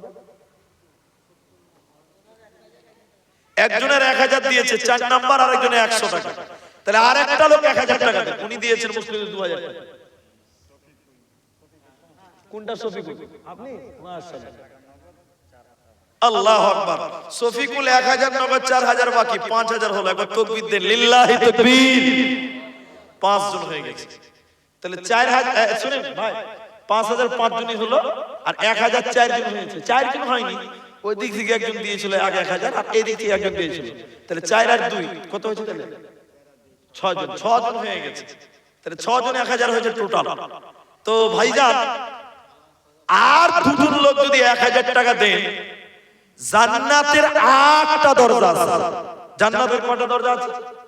8টা। এদিকে আমাদের যুবক ভাই মাশাআল্লাহ, এদিকে 1,000 টাকা, 7 জন হয়ে গেল 1,000 টাকা।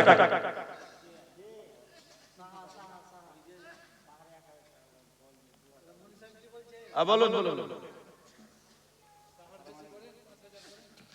তো 1,007 জন হয়ে গেছে, কিন্তু জাহান্নামের গেট 7টা। জাহান্নামের গেট কয়টা?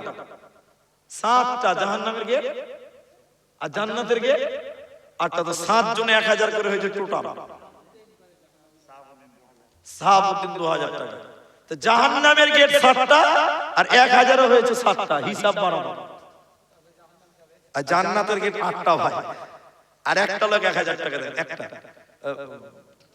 ভাই তুমি যাও তো এই মসজিদের সামনে, দেখো আমার ড্রাইভার গাড়ি আছে, হয় গাড়িতে শুয়ে আছে, নালে মসজিদে শুয়ে আছে, উঠিয়ে দাও। যাও, গাড়িতে থাকলে কাঁচে থাপ্পড় দিবে। হ্যাঁ গাড়িতে আছে, দেখেন গাড়িতে আছে। তো কি নাম? তাসির। তাসির উদ্দিন হয়। তো তাসির 1,000 টাকা। একবার তাকবীর দেন, নারায়ে তাকবীর।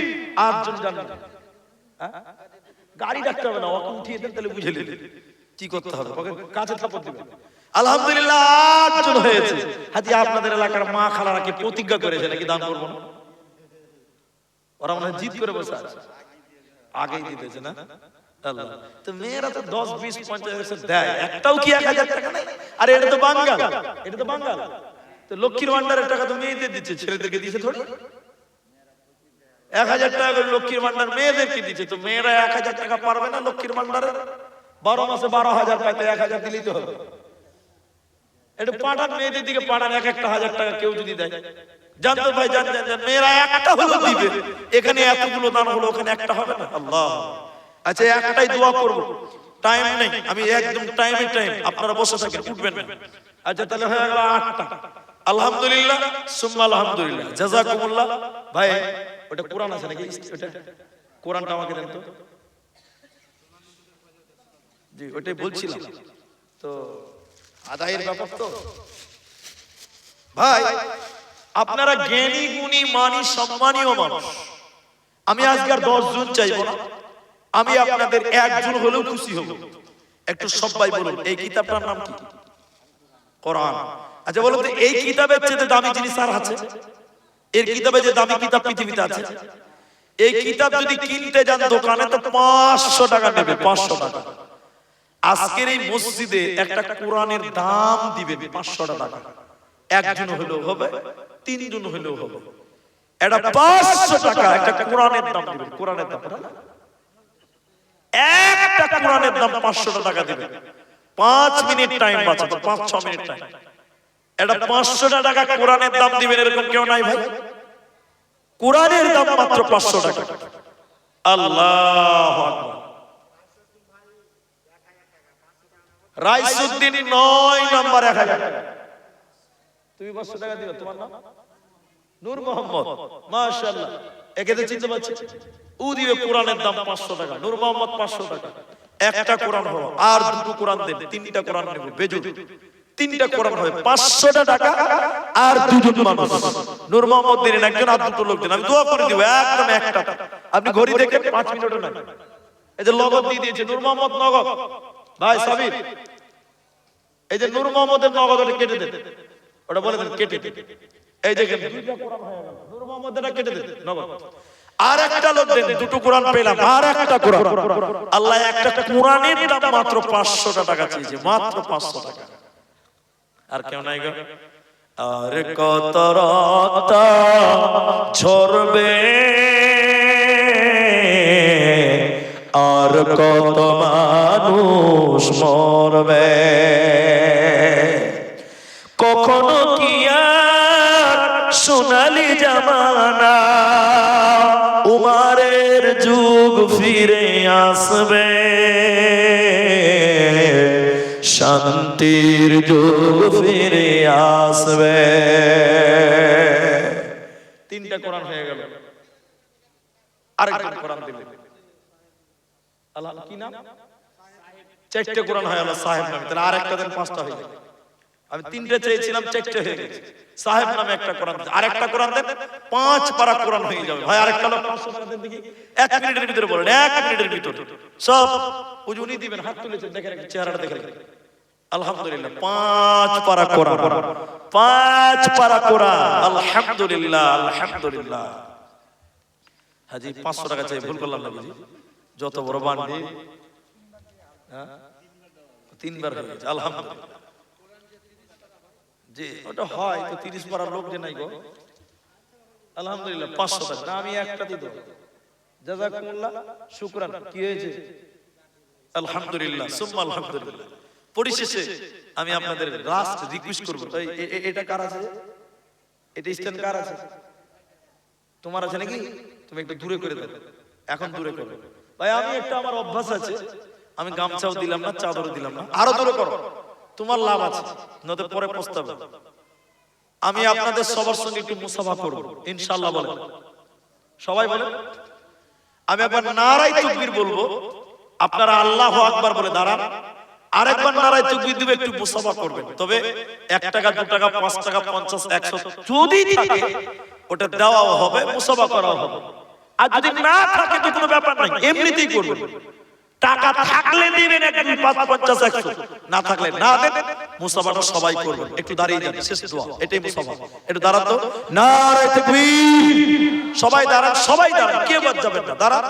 আল্লাহর রাস্তায় যার কোমরের সমস্যা আছে সে আলাদা ব্যাপার, না তো সবাই দাঁড়ায়, একটু পকেটে হাত ভরেন, 1 টাকা 2 টাকা 5 টাকা যদি থাকে বের করবেন, মুসাফাও করা হবে, দেওয়া হবে। চলে আসেন তো ভাই, সবাই চলে আসেন তো, আমি একটু আগাবো, আপনারাও ইনশাআল্লাহ একটু আসেন। নারায়ে তাকবীর, সবাই আসেন, একটু মুসাফাও করেন, আপনার টাকা থাকলেও করেন, না থাকলেও করেন, 1 টাকা 2 টাকা 5 টাকা 50 100 না থাকলে না দিবেন, মুসাফাটা করেন। জাযাকাল্লাহ, হাইয়াকাল্লাহ, বারাকাল্লাহ, আমিন আমিন আমিন।